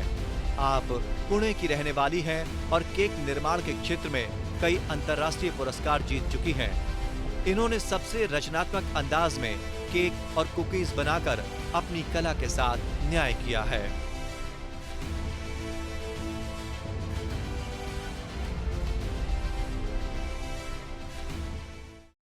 पुरस्कार की ये परंपरा सदैव हौसला बढ़ाती है और इसके ज़रिए हम ये भी समझने की कोशिश करते हैं कि जो काम हम निष्पक्ष होकर निस्वार्थ भाव से कर रहे हैं, निश्चित तौर पर वो देश के काम आ रहा है। और आपके इन प्रयासों के लिए आपका बहुत बहुत आभार और धन्यवाद व्यक्त करते हैं। और मैं अब आमंत्रित करना चाहूँगा सभी अवार्डीज़ को ताकि एक फ़ोटो सेशन हो जाए। कृपया सभी लोग मंच पर आ जाएं।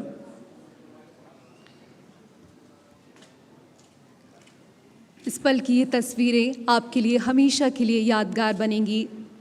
स्वदेश कॉन्क्लेव अवार्ड 2022।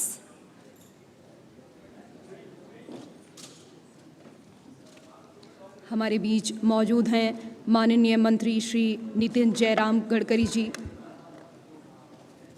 स्वदेश सम्मान से आप सभी सम्मानित हैं और अपने अपने क्षेत्रों में राष्ट्र के निर्माण में अभूतपूर्व सहयोग, अभूतपूर्व योगदान आप सभी ने दिया है।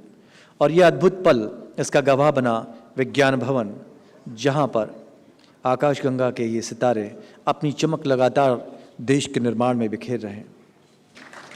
और इन अद्भुत पलों का उपस्थित सभागार में सभी अन्य गणमान्य लोगों ने भी आनंद लिया।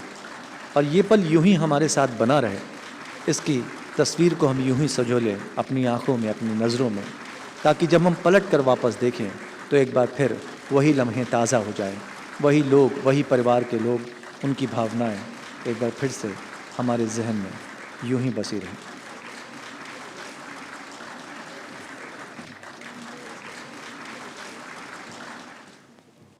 और इस प्रकार से सुबह से चल रहा ये कार्यक्रम अपने आखिरी पड़ाव पर कार्यक्रम ख़त्म हो सकता है, कोशिशें नहीं, प्रयास नहीं। प्रयास की शुरुआत है।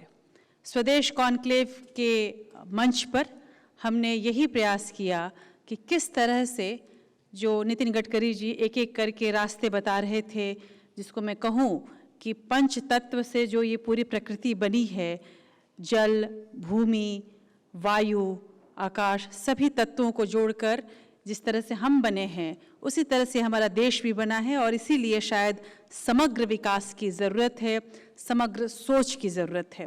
नितिन गडकरी जी ने अंत में कहा कि आँखें दी जा सकती हैं, विजन नहीं दिया जा सकता। मैं इस बात पर असहमत हूँ गडकरी जी से, क्योंकि ये देश तो विजन का देश है। हमारे पास विजन तो है, हमें पता तो है कि हम कहाँ से हैं, किस तरह से आए हैं। हमें तो दो आँखों की ज़रूरत है, ऐसी आँखों की जो हमें अपने उस इतिहास को दिखा सके जिस पर हम गर्व कर सकें। और मुझे गर्व है इस बात का कि इस वक्त देश जिन लोगों के हाथों में है, वो हमें सही आँखें देने में समर्थ हैं। पूर्वजों ने विजन दिया है, आप लोग आँखें दे रहे हैं, तो रास्ता खराब होगा ही नहीं, हम मंजिल भटकेंगे ही नहीं। इसीलिए पहली बार इस देश में, अब तक 5 वर्षीय योजनाएं बनती थीं, पहली बार इस देश में 25 वर्षीय योजना बन रही है। और इस बात पर हमें गर्व होना चाहिए। जहां क्षण भर की गारंटी नहीं है कि कल हम होंगे या नहीं होंगे, वहाँ के नेता ये नहीं सोच रहे कि कल हम होंगे या नहीं होंगे पद पे, हमारा क्या है। नहीं, आज पहली बार देश में हर कोई ये सोच रहा है, हम हो न हो, हमारा भविष्य क्या होगा, इस बात की चिंता हम अभी से करें। ये चिंता उन बच्चों के लिए है जो आज आने वाले में 2047 शायद हम न देखें, हम सब में से बहुत लोग शायद न देख पाएँ, लेकिन वो बच्चे देखेंगे जो हमारे भविष्य हैं, जो हमारी पीढ़ी हैं।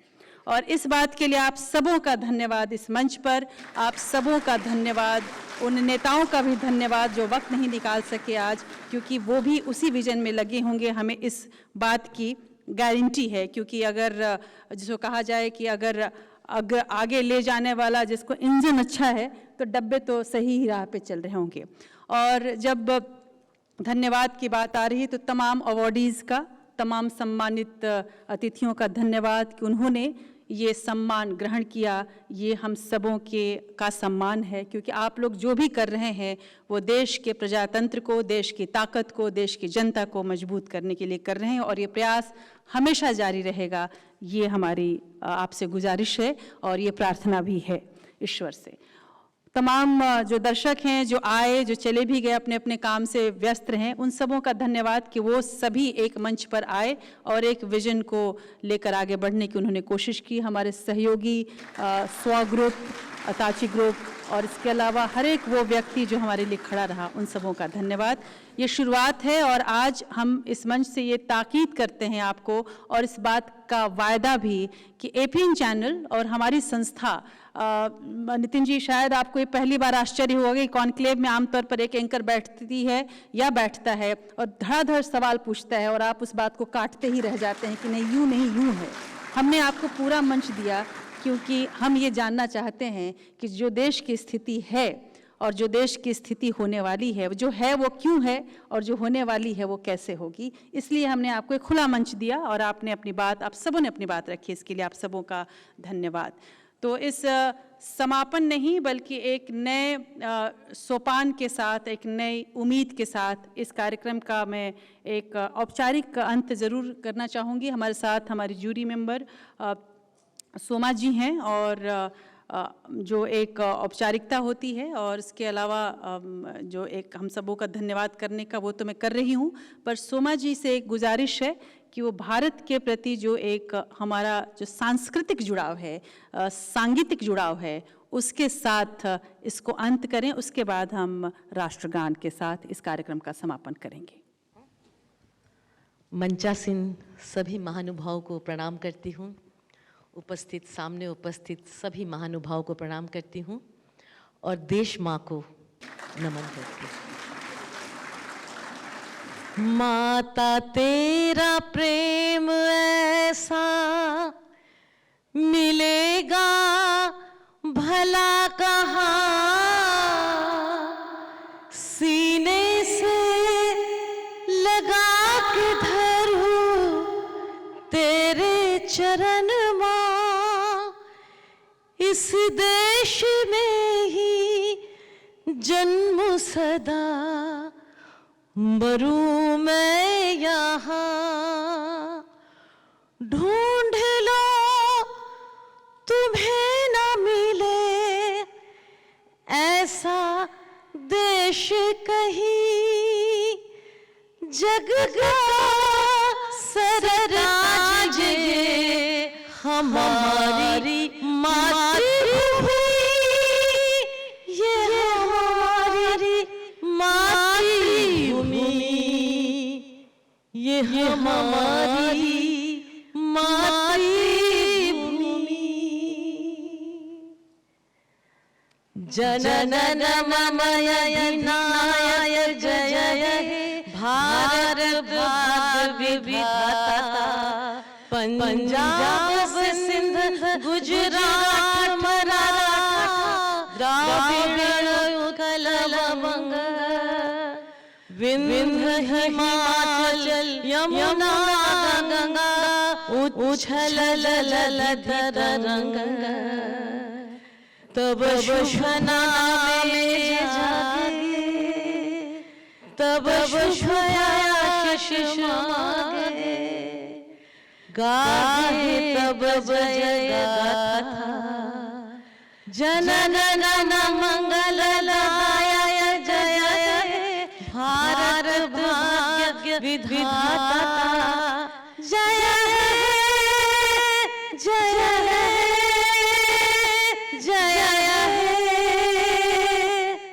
जय हे जय जय जय हिंद, जय जय भारत।